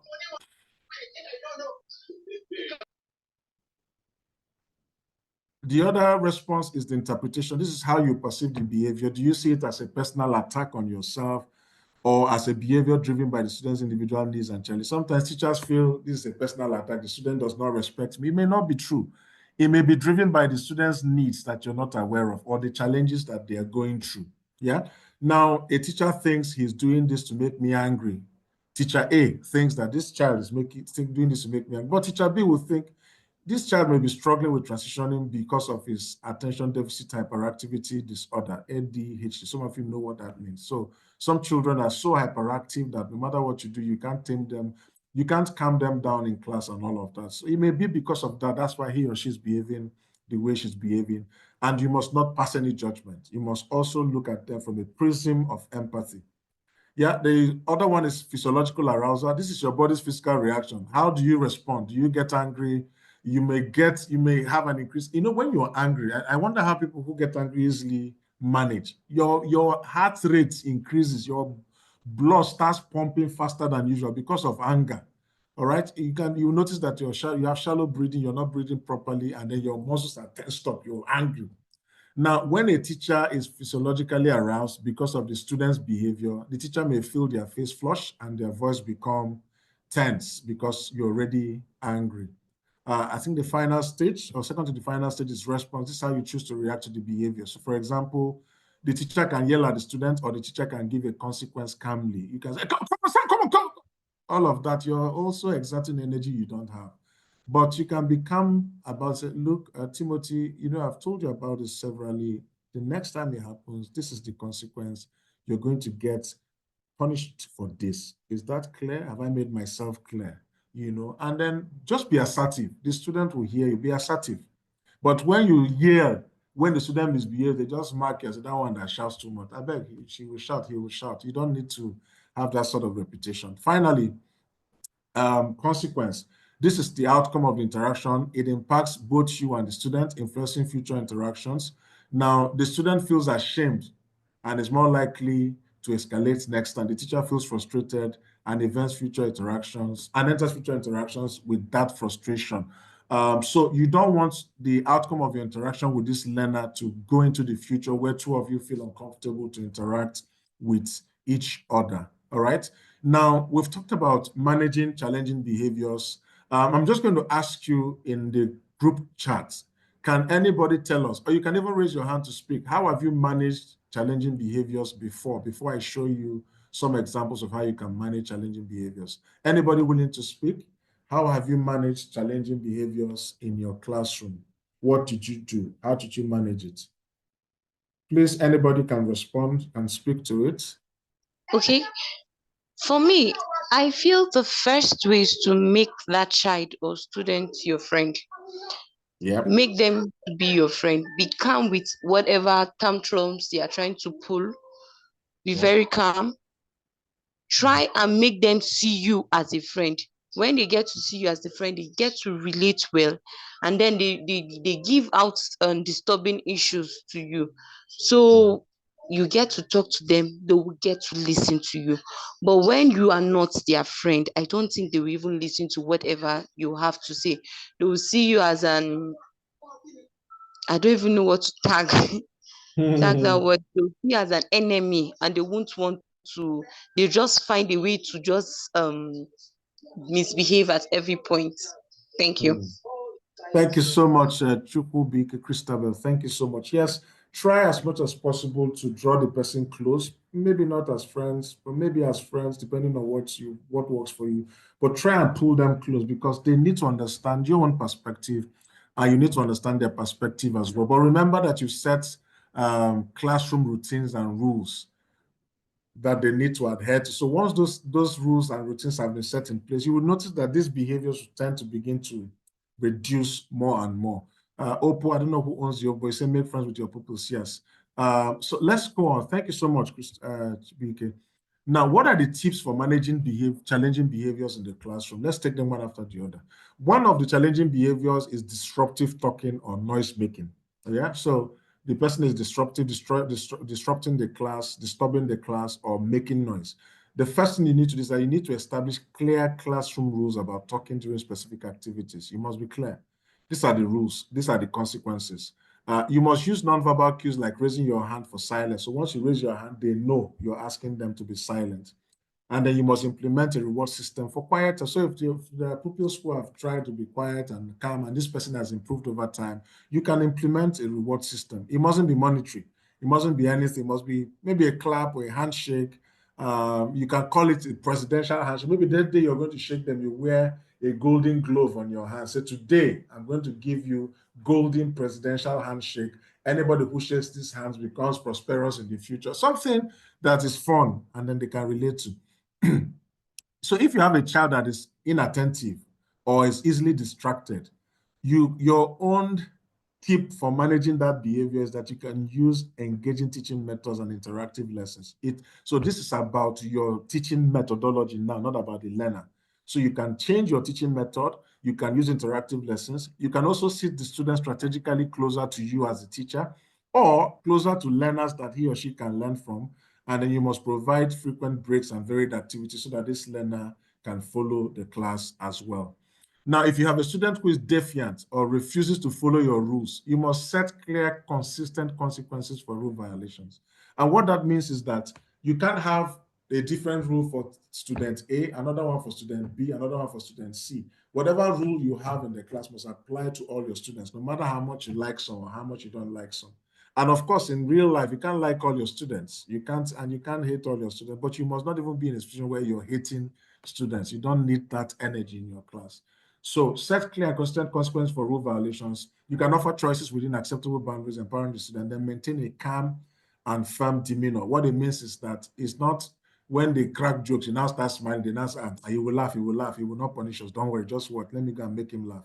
And then they make you laugh. And you say, this boy, you have come again. I can't sit down. No, don't do that. Maintain a calm, but a firm demeanor. They know that the teacher is firm about this. So if somebody is using disrespectful language or showing a disrespectful attitude, you must address disrespectful behavior privately. So for example, you don't fight the person in the public. Excuse me. You don't say something in front of the other learners that will embarrass the students. So what you can do is that you can call them privately, have a chat. I used to do that when I was a teacher. In my staff room, they come in, we sit, and other teachers who used to copy me in my staff room, they started seeing that there was result in what I was doing. You just call them, Faith, what happened? Samson, what happened? Why were you behaving like that in the class? Everything okay? Talk to me, talk to me. I didn't like the way you behaved. Just, but emphasize the impact of their behavior in the class. You must emphasize the impact. That this thing you did, do you know the consequence? It is not good. I hope you stop doing it. Now, encourage open communication, allow the student to express concerns respectfully, and then model respectful behavior as well with the learners. If somebody is aggressive or there's a physical outburst, ensure the safety of all other students. You will remove others from harm's way. Somebody becomes disruptive, just ask the class to evacuate before somebody, but I don't know if you have such a case in your schools, but if it ever happens, your first concern should be the safety of other students, to remove them from harm's way, then address the behavior calmly, avoiding escalation, and then provide a safe space for the student to de-escalate. So for example, Timothy, you're angry, come on, follow me. Find a space where they can de-escalate. Then if there's chronic tardiness or absenteeism, people don't come to class, they are not very excellent in the way they manage things, you must establish a clear attendance policy and communicate that clearly. You miss my class 2-3 times without serious reasons or without the school being aware of why you're absent from class. This is the consequence. But you must investigate the underlying cause, offering social, if needed, say maybe a family issue. It may also be bullying from other students that is making this child not show up in school. But you must investigate before you pass judgment. Remember to empathize. Remember to put yourself in these students' shoes and find out what the issues are. Finally, you can involve their parents, their guardians, to help address the chronic issues. Number 7, if there's a lack of participation, the person is not participating in the class, is isolating himself or herself, you can try and foster a supportive classroom environment, promoting inclusivity. You can get other students to rally around him or her. If they're struggling with a particular concept in class, get people around him or her to explain the concepts to them, and also give that person the turn to explain concepts that he or she has also understood as well. Just remove them from the place of isolation. You can also encourage group activities, allowing the students to work in pairs or small teams, and then that can then build self-confidence through positive reinforcement and then praise of that learner. Now, if there's an attention-seeking behavior, some learners are attention seekers. Hey, me. So I know the answer. There are people like that. You can acknowledge positive behavior promptly, reducing the need for negative attention. Timothy, I like that you're always willing to give this a go. Fantastic. Well done. But because I've listened to you before, can we then hear other students say 1 or 2 things about what they know about this topic? That way you respectfully asked him or her to listen to others. But you must then provide opportunities for the student to gain attention, such as leading an activity or sharing a So for example, you can then give them group activity and make sure that this student is one of the people leading the groups. That way you've given them the attention that they are seeking for without allowing them to disrupt the class. And also you can establish again a reward system for this positive behavior. Now, how do you respond to challenging behaviors in the class? There are difficult situations, so some behaviors may require more specialized interventions or support. So don't try to attend to all behaviors, bad behaviors or challenging behaviors that you see in the class. So for example, you need to know when to involve your administration, that school administration, or a support staff. When a student's behavior is consistently, so the key word is consistently disruptive or harmful to themselves or others, then you can't handle that. You must ask the school authority or tell them about it so that they can take care of that. Yeah. I'll give you an example of a school in the UK, a primary school. So what happens in that school is that once the bell for closing rings, there's a particular child in that class who, once he hears the bell ring for closing and the students start packing up to leave the class, he starts biting them, starts catching other students to bite, and then he will be causing the bodily harm to other students in the classroom. Now, the teacher reported it to the school authority. The principal was told to call the parents. She said, no, let's observe why this thing is happening in the class. So 2 times they observed and then discovered that this thing happens exactly when the school bell rings for the closing of school. You know what they did? So before they ring the bell, 5 minutes before they ring the bell for closing, they just take the child and call the parents and say, we have closed. The parents come and then they pick him up. Then the bell is rung for others to then leave the class in an orderly manner. There's no disruption and nobody's biting the other person. Yeah. So there are simple things that can be done, but you must then involve the school authority. Don't try and manage things. That's why teachers who get into managing some of these things can then create bodily harms because of anger and being unable to manage the situation. When students' behaviors beyond your expertise to address involve the administration. When you have exhausted all your other interventions, involve the administration, involve the school authority. Never ever do things that is beyond you in terms of behavior, all right? Any questions? Has that been useful? Please write in the chat and say yes if you've been following. If that has been useful, please write in the chat quickly so that we just go on and see if we can wrap up with module 3. Anybody in the chat say yes, been useful? I am following the class. Yes, thank you. I can see yeses. Yes, yes, yes. Thank you very much. Very useful. Thank you very much, everyone. Thank you. Thank you. Very useful. Now let's look at module 3. A positive. Some of you have not participated, and we are taking. Remember, we're recording this class, so you will see the recording and you see that you didn't participate. And unfortunately, there's no refund. Your schools have paid quite a lot of money for this class. So please make sure you're participating even until the end. Thank you so much, everyone.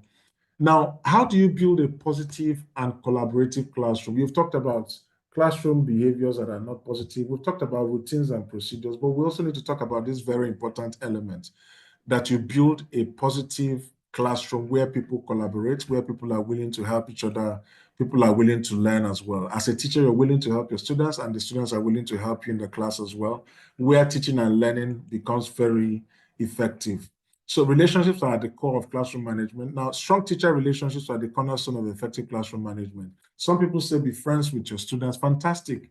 If you don't get close to them, you're likely not to get the kind of results that you're looking for. Yeah. One of the results of my getting close to my students at Ekwa Secondary School, Miango, you know, I told you the second SS3 student, it was a boarding school where some Sundays, from my own pocket, my salary then was 15,000 naira. I would take out of my 15,000 naira, buy them cabin biscuits, buy them mineral, we drink, you know, we eat biscuits, we talk, I do motivational talks, I ask them for their aspirations and all that. It wasn't doing all of that, becoming their friend and creating that sort of environment for them, that some of them opened up to me that in their set, they had boys and girls who formed a cult in the school. Imagine secondary school students having cults, you know, occultism or something like that. And we had to investigate, we had to flag it up, and it was true. There were so many of them, some of the students had even left the school, but they come back to the school to influence others and get them involved in the cultism thing. Why was I able to get that kind of result? Because I made them my friends, you know. When students feel connected to their teacher and feel that they belong in the classroom, they're more likely to cooperate and engage in learning. But when you make some of your students feel that they don't belong in the class, and then they feel disconnected, they'll say, okay, Shebi is Timothy you like, Shebi is Ayodele, Shebi is the Benedicta you like. No, be liking them now. We are not interested. When the teacher that likes us comes, we will participate in the class. And that's why you must be careful how you praise students in your class. Be careful not to overpraise a particular student as against the other students. Ah, fantastic girl. I know you're brilliant. Clap for her, John, all of you. Look at her. Brilliant girl. You don't do that in your class. You're creating an enmity that would live longer than that class and may probably follow them into the future. So make sure that every child in your class feels comfortable to be in the class, and then they're willing to learn as well. The other thing that I say to teachers is this. The test of being a good teacher is not in that, so you have 40 students let's say you have 20 students in the class, and out of the 20, 19 are doing so well academically. The test of your being a teacher is not those 19, no. The test of being a teacher is that one that is struggling academically and what you're able to achieve with that one. Once you can transform that one to an academic achiever, then you've succeeded as a teacher. That's when you can look back and say, I did well, because there was this one learner in my class, this one learner who struggled all through, struggled with things, struggled with academics, struggles with everything. But before she left, she became one of the shining lights in the school. Then you would say and hit your chest that you've achieved so much as a teacher. Okay? So how do you build relationship with your students? Number one, you must build rapport with them. It includes active listening. Active listening means that you're not just listening to the words. You're listening to the words, you're paying attention, you're nodding to what you're hearing, you're asking them questions as follow-up, you know, they're saying things to you and you're responding clearly to what it is that they're saying to you. And then they know you're listening. You know, when somebody's listening to you, you know. When somebody's not listening to you, you know as well. So for example, a student comes to you and then you're with your phone. Talk now, I'm hearing you, and then you're still pressed. I can hear you, just be talking, I'm listening to you. You're not listening. That, is a big lie. You can't listen and then you're on your phone. You can't do two things at the same time. So you need to give them undivided attention. But remember, the reason you're doing it is because you want to model an effective way of being a human being. You want to show them that part of being a learner, part of being a student, part of being a teacher is that you can listen actively to the next person who is speaking. And there's a difference between listening and hearing. There's a big difference. One of them is passive, one of them is active. Hearing is a very passive endeavor. Anybody can hear. All animals, except if you're deaf, except somebody has a challenge with deafness. If you don't have a challenge with deafness, then you can hear. Everybody who is created and every animal who's created with 2 ears can hear, but it's not everybody who can listen. It's not everybody who can listen. And one of the examples I give with listening is this. Say, for example, as you drive home every day from school, you have radio playing in your car. But that radio station playing, let's say, for example, a Cool FM, for example, you've reduced the volume and you're just having a conversation in your car with your other colleagues. While you're having that conversation, you're only hearing the radio talk, but you're not listening to that radio. You're hearing it. You're hearing sound. You're hearing the music coming from there. Guess when you start listening? The moment you hear, ladies and gentlemen, this is a breaking news. The president has said that every teacher in Nigeria will be earning like 350,000 naira monthly. What will happen to that radio? You will tell everybody, hey, hold on. You then increase the volume. At that point, you have started listening. Why are you listening? Something is catching your attention. Is that same attention you must give to your learners when they're speaking to you? And learners know teachers who listen to them. They know teachers who don't. And your parents as well. One of the ways that parents know every teacher in their children's school is because the children come and talk about their teachers. You're good, they talk about it. You speak funny in a funny way, they talk about it. You don't come to class, they talk about it. You come to class and you don't teach, they talk about it. You explain concepts where you don't explain. They talk about everything with their parents. So we know you, all right? But they also talk about teachers who are listeners, who are good listeners. They listen. They listen. Number two, you show genuine interest in your students' lives. I told you of an example of how, because of my closeness with these students, I then found out that they were running occultism in the school and all that. There was also a particular student called Sarah, I think, if I remember clearly, Sarah. Now, other teachers were judging her negatively, but because I was close, I now found out that she was living with her mom, who was divorced from her dad, and the divorce happened at the point where they were going to write their WAEC. That thing threw that girl off balance. Suddenly, she doesn't pay attention in class. Suddenly, she doesn't participate in things in class. Suddenly, she just goes quiet, and you look inside her eyes, you see that pain. Why? Her parents were going through a divorce and through a challenging time. Once I discovered that, told the principal about it, the principal started treating her like her own child, and this girl's life was transformed completely. You must show genuine interest in your students' lives. How are you doing? You must know their parents' names, know the things they like, know what they do. You must be able to have access to some of those information because you're close to the learner. And don't make your learners your enemies. I hear some teachers even turn learners into enemies. They keep malice with the students. They don't even smile with the students. And that even affects the grades you give them. Because you don't like these students, you grade them poorly. And the students start questioning themselves and start questioning their abilities in the class. You don't have to do that, all right? Number three of building collaborative classrooms is that you must use positive communication. Avoid using words. Remember, we're talking about classroom management. It is also, some teachers misbehave in the classroom. You see, so to them, classroom management is about control. Once I come, shut up, stand up, keep quiet, move, stand, lie down, come here, go there, don't go there. That's not classroom management. That's actually classroom damagement, all right? But for you to get the best of your learners, use positive communication. Speak to them like human beings. Even when they have made mistakes, even when they have erred, don't make it so obvious that they are foolish or they have made mistakes. All right, so the language you use would always determine the sort of words and the sort of life that these learners would live, and it becomes their reality. There's a course that I teach about reality, that the words you constantly use for yourself or for others can become the person's reality or your own reality as well. And they've done this experiment in Japan, and you can Google it, experiment of water and experiment of water and experiment of rice, for example. So in Japan, a scientist had a bowl of rice that he was speaking to positive words in one cupboard, and then had a bowl of rice he was speaking to negative words in another section of the room. So he kept speaking negative for several months.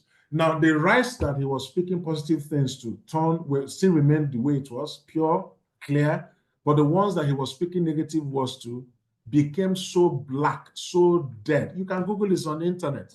Even the same thing with water. Water hears. If you speak to water, water hears. It's the same thing with human beings. Have you not noticed that if they're going to bewitch anybody, they don't bewitch you with sign language, they bewitch you with words.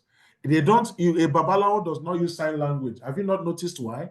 Because it is the words. Words are powerful. Words are powerful. The words you speak to yourself, the words you speak to others must be empowering. They must be encouraging. They must be motivating. If you keep using negative words on your learners, guess what? They're likely to turn out the way you said they will turn out. When I speak to parents, I tell parents, don't ever use negative words on your children because they will turn out to be such children, idiots. You don't have sense. Look at you. Olodo. Others are better than you. Big mumu. No problem. This child will grow up to be a big mumu. This child will grow up to be an Olodo. But if he keeps using positive words, hey, my child, you're fantastic, you will do well, you will succeed, you will pass, you will excel, nothing. This is not about being a religious person. It's not about religion, it's about reality. Everything in this life is created by your words. If your mouth is shut, you cannot thrive.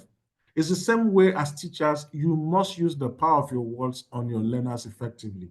Number 4, you must also learn to provide encouragement and support for your learners. You must do that.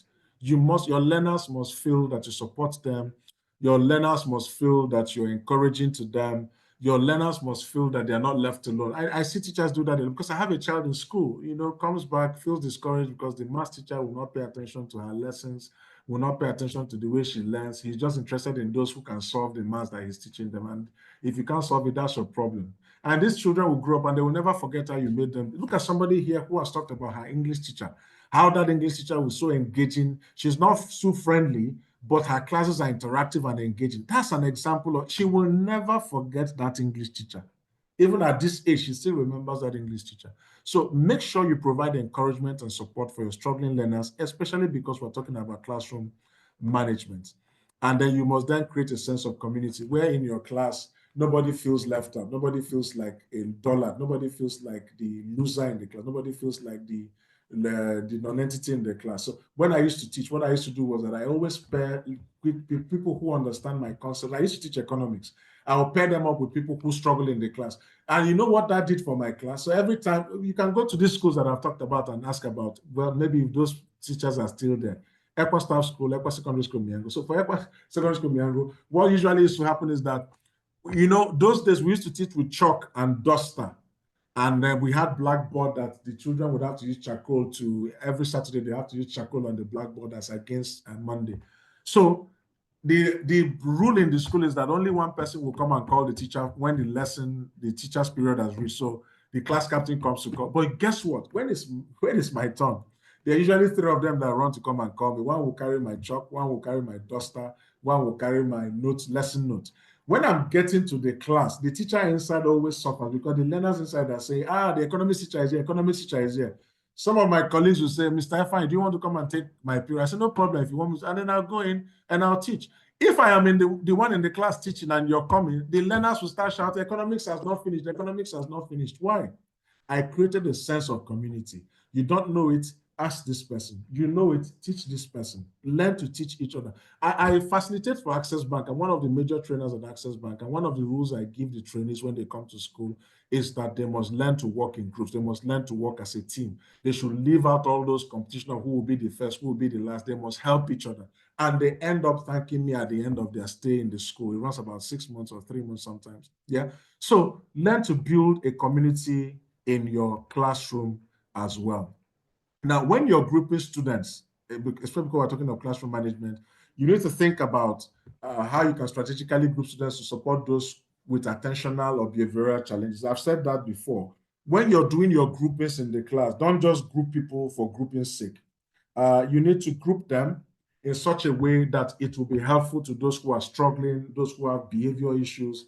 And you're deliberate about, that's what this is saying, you're deliberate about your groupings. You're not grouping them just for the sake of grouping. You're so deliberate to the point where they enjoy working in those groups, because the one who is smart is helping those who are not smart, in quote, because I don't feel anybody is not smart. The one who is struggling is feeling that he or she is helped in that group, so be deliberate about how you group these learners as well. Number two, you must consider pairing students with academic needs with those who exhibit academic strength. I've said that you need to learn it. In your class, there are learners who are struggling, not because they are not intelligent, but because they are not learning at the pace that others are learning. And because you guys have a lot to cover in your scheme of work, you're trying to utilize your 40 or 45 minutes, as the case may be, in such a way that you cover your scheme of work. But you see, speed is usually not the most important thing in a class. It is pace, not speed. The pacing of the curriculum, the pacing of the content, and how these learners are following. Because of the speed, some people just give up, because you've not finished teaching quadratic equation, you've entered simultaneous equation, you've not even finished down, you've entered geometry. Now I'm struggling with simultaneous, and I'm struggling with quadratic. I am now also struggling with geometry. I just give up. This math is not for me, I beg. But if schools learn to pace things properly, then it will be helpful. But if you can't do that, this is now saying that you can learn to pair students. Hey, Bola, I want you to work with Tina on this assignment, okay? Find time to discuss it before you leave the class. When you come to class first thing in the morning, sit together and then show each other what you've done with regards to your assignment. There's no need making them compete, but they can collaborate. They can work together as a group or as a team. And then this can benefit both students academically and emotionally as well, because when students feel that they're empowered by their classmates, remember that these students may learn better from their classmates than they will learn from you. You need to know that. So sometimes they may not even learn well from you. They may learn better from their classmates. How do I know? Remember when we're in the university, it's not when the lecturer teaches in the class that we even understood it. It's when we do tutorials. Okay, now what's in this thing mean? Because our classmates are now using the language we understand. They are breaking it down in the way we can follow, all right? So when you pair students up with people who have strengths better than them, or they are better than, or when you put students in groups to work together, you're creating an environment where students feel academically and emotionally supported. Any questions so that I know? Is there any question? Any questions? Okay, no questions. Okay, let's go on.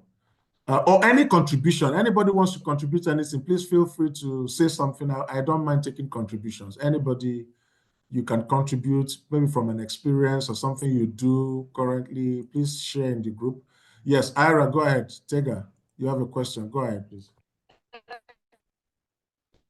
Oh, your mic is not working. So you can write your question in the chat because I can't hear you. Okay, sorry. I was trying to type it, but... Yes, please go ahead. All right. How do you handle situations when you teach a concept, and that's because when I was in school, there was a general, you were talking about pace in learning, and then the teacher might have gone past, a particular point, and then you are lost. And because you're afraid to, and the teacher asks, oh, do we all understand? And you are afraid to draw the teacher back, for some reasons. And then you go with the crowd and say, yes, I understand. Whereas deep down, you don't understand. And like I said, going to the, like your fellow students and all that. But those who might not have the confidence or even be able to go to their fellow, classmates after school, when you know that there are some people who don't understand the concept you have taught, how do you make them come out and, be bold enough to say, oh, I don't understand? Even when you have said, oh, you can say you don't understand if you don't, but they still don't. How do you have that kind of... So I think it's an easy thing to deal with, but a lot of teachers don't even know how to manage that. I'll give you an explanation. So most teachers are usually angered when some particular students are taking them back to what they had finished. So for example, you would have taught for maybe 30 minutes, and the first thing you said 10 minutes before the 30 minutes, somebody's taking you back to it, and the teacher is angry. Why didn't you say it since? No, so some students are responding to these teachers based on what some other teachers have done. It may not even be this teacher who has had that problem. But because of the experience with other teachers who have shouted down at them, who have said, are you an Olodo? Who have said, are you not listening? Are you the only one in the class? They have built a picture of all teachers as the same, that this teacher may be angry. And then it may not just be that, it may also be that the teacher has been praising other students in class more, so that when you say you don't understand, others may think you're really an Olodo. This simple thing that they've explained, you really didn't understand it. So the way for those students to escape being tagged Olodo is to say, we understand though, all correct, sir. Just carry on and go on. Now, how do you make sure that your learners who are not following, you get their attention and then you really dig in to find out that they are not following? It's simply your relationship with your learners. It's simply about the language you've used when you started teaching them. If you made it clear from the very beginning of your class with them, not from the second class or third class, from the very first class. So how I do it, especially when I'm even training adults, when I get into a training session with adults, whether it's bankers or anybody, I say to them, I say, look, in my class, there's no right or wrong answer, please. No right, no wrong answer. The answer to the question is determined. No, sorry, there's no right or wrong question. It is my answer that determines whether the question is right. So I tell them, ask your questions. No matter how foolish, please feel free. I am the one to answer the question. Now, because students have asked questions that seemingly sound foolish and the teacher has reacted in a negative way, they've decoded it and recorded it as, I beg you, before they say my question is foolish. So I tell them, feel free to ask me any question at all. Nothing is off the limits. And, and I say from the beginning of my class, when you ask a question, I'm not able to answer it, we'll try and solve it together. If I'm not able to solve it today, I'll probably go and look it up tomorrow. And then when I come to class, I would explain it to you. And I don't pretend to my students to know everything. I make it clear to them that I'm your teacher does not mean I know everything. So the ones I can answer in class today, I promise by tomorrow, I'll give you an answer. So they know. And I repeat this statement every day for the first time. Every day I enter class, the first things I say are this.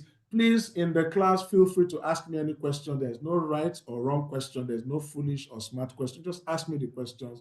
And if you don't understand anything, no matter how far I have gone, please call my attention. Even when I'm not able to explain it at that moment, I will create a time to explain it to you. Don't leave my class confused. Don't leave my class not understanding anything. If you repeat this a whole time, guess what? The students get used to it. They know that they're in a safe space. They know they can call you back. They know they can ask you any questions. In fact, they can tell other students who are coming to that class when they graduate to the next class, you're going to SS2. There's one Mr. Timothy. You can ask him any question. The man will answer your question. You have created a brand for yourself.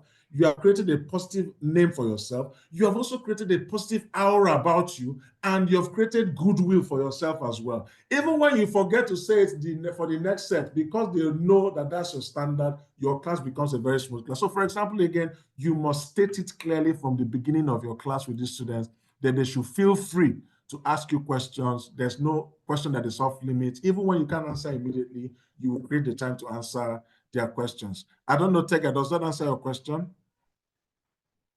Yes, sir, it does. Great, great, great. But again, it's just your relationship with them and how you manage it and the type of persona you want to create about yourself. Do you want to appear like a demigod?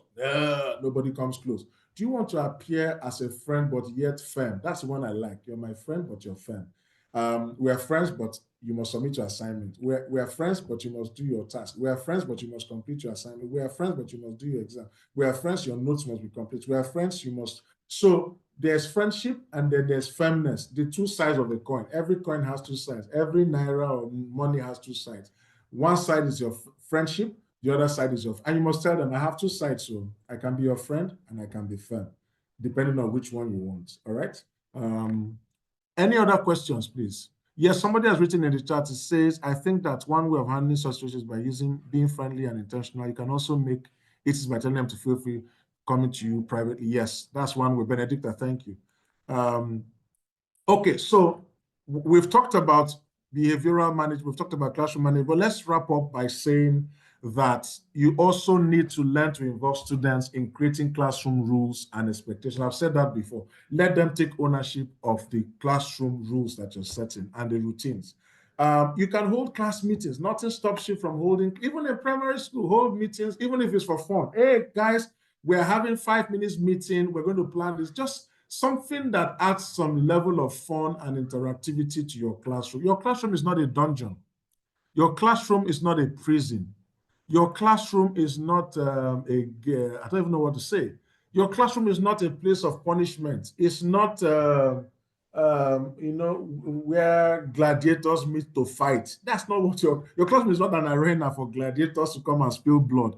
Your classroom is a safe space for your learners. And when you wake up every morning, part of your affirmation should be, I am interested and excited about today. As I go into class, my classroom is a safe space for my learners. They are free to ask me questions. They are so excited about this class today. They are learning from me and I'm learning from them. The interactions are going on smoothly. Even when there's a bad behavior, bad occurrence, we're managing it professionally and strategically. I show understanding to my learners. They show understanding to me. This class today will end well. This class today will be a success. The learners will be impacted. The learners will have several takeaways and key takeaways. They will understand all the concepts. Even when they don't understand the concepts, I will be able to explain it in a way that they understand. Do practice this every day you enter a class. Even for this session I have, every time I have a session as a trainer, as a facilitator, I do it. For this your session, I was in my restroom looking at the mirror and I was saying exactly what I've just said, because your words are so powerful, you must learn it, that your words are super, super, super, super, super, super powerful. Your words are powerful, yeah? And then provide opportunities for student leadership. So, for example, you come into class, you give them group assignments every day or every other day. You rotate the leadership of those groups. Don't make certain people the leaders of a group for the whole time. Always rotate. When you do the rotational leadership thing, it forces everybody to sit up because you're saying tomorrow, Isaac, you're leading your group. Next tomorrow, Timothy, you're leading your group. The other day, Ifan, you're leading your group. We will all sit up because we don't want to be in a situation where we are leading and our group is not making sense. If you've ever been in a training or any situation where you've been put in, even in sports, you've been put in a group and your group is not doing well, there's no way you will not feel bad or feel ashamed. There's no way. You can't say, after all, I didn't create. You will feel somehow because you want your group to succeed. It's the same psychology that works on learners when you put them in groups and give them leadership responsibilities as well. Yeah, I think we have come to the end of this class. Thank you very much. But before I close, I need you to look at what you have in the screen, on the screen, and then write your responses in the chat. It has to be, can be brief. Just write your responses in the chat box, and I'm going to read all of them. We are closing in the next 5 minutes. So please take time, write in the chat what your 3 takeaways are, what you're taking away from this class today. What are some specific actions you will take to improve your classroom management when you get into class on Monday? And then we'll read what you're writing in the chat. Please write in the chat very quickly, fastest fingers. Please write in the chat, respond to the activity on the chat on the screen. Please write very quickly while we're wrapping up. Okay, Magdalene says creating effective classrooms. Yes, what about the second portion? I will work on my class routine. Fantastic. Remember, your school leaders, even yourself, you will get a link to YouTube channel with this video recording so that you can watch it over and over again. And you can also grasp whatever it is that we've discussed. Okay, so a lot of people are now writing. Can I get 1 or 2 feedback? Please, if you want to speak and unmute your mic, just tell me how the class has been. Just give me, yeah, Tega, fantastic. Fantastic. Tega has taken his time to write. If you want to give us feedback, please, you can unmute your mic. Just speak. Was this useful for you? Did you get any lessons? Was this of any value to you? Please just unmute your mic and speak. You can also write in the chat.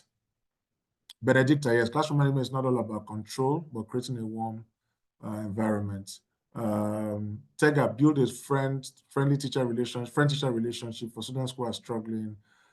Good management skills and routine. Ruby, there should be friendship and firmness in the classroom. Can I get 1 or 2 people speak? Just unmute your mic. Tell us your experience about this course. Was it useful? Did you find it relevant? Please, just 1 or 2 people. Anybody? Hello. Yeah, Benedicta, go ahead. Okay, actually for me, the class has been very useful and educative. I've really learned a lot, like how to manage my class and get the best out of my pupils, and also, achieve what I have set out to do for each day, and also control the noise, because that is very, very important. Yeah. So, but at the end of it all, I actually, learned a lot, like creating routines, keeping them engaged and all of that. Because, working with children, they can tend to just make unnecessary noise, not because they want to, but because of their activeness. They are at that age, they are Exactly. very hyperactive, they want to explore, they are curious, and they are just, the energy level is just something else. So I've Great, actually great. learned how to manage that and how to put that in check, making them to understand that there is time for everything. So actually, it has been very Thank you so useful to much. me with Thank you, class. Benedicta. Thank you so much. You're Thank you so welcome. much. Thank you. Any other person wants to share? Anybody else wants to share? Yes. If you can put on your video, that would be helpful as well. Anybody else wants to share? Hello? Yeah, go ahead, please. Hello, can you hear me? Yes, we can hear you. Okay. Go ahead. All right. I would like to thank you so much for taking your time. It was a brilliant presentation. For me, it was the words of affirmation. Thank you. Here's what, I hope it catches up with us here. We make words of affirmation to ourselves, to positive words before we step into the class. Because for those of us who have been in this field, it can be, I don't use word frustrating, but it can be challenging. Yes. Some days you yes. love being a teacher. Yes. Some days Yes. as if you just want to fly out and never come back. Yes. So we really need those words of affirmation to ourselves and to the souls we are raising onto greatness. So thank you so much for a brilliant presentation. Thank you, but I didn't get your name. We just have Phoenix Company Nigeria. What's the name? Dauda Tanladi. Is Dauda. Oh, again, Dauda. You didn't write. Okay, Dauda. Yes, yes. I noted it. Thank you, Dauda. Yes, Thank you so much.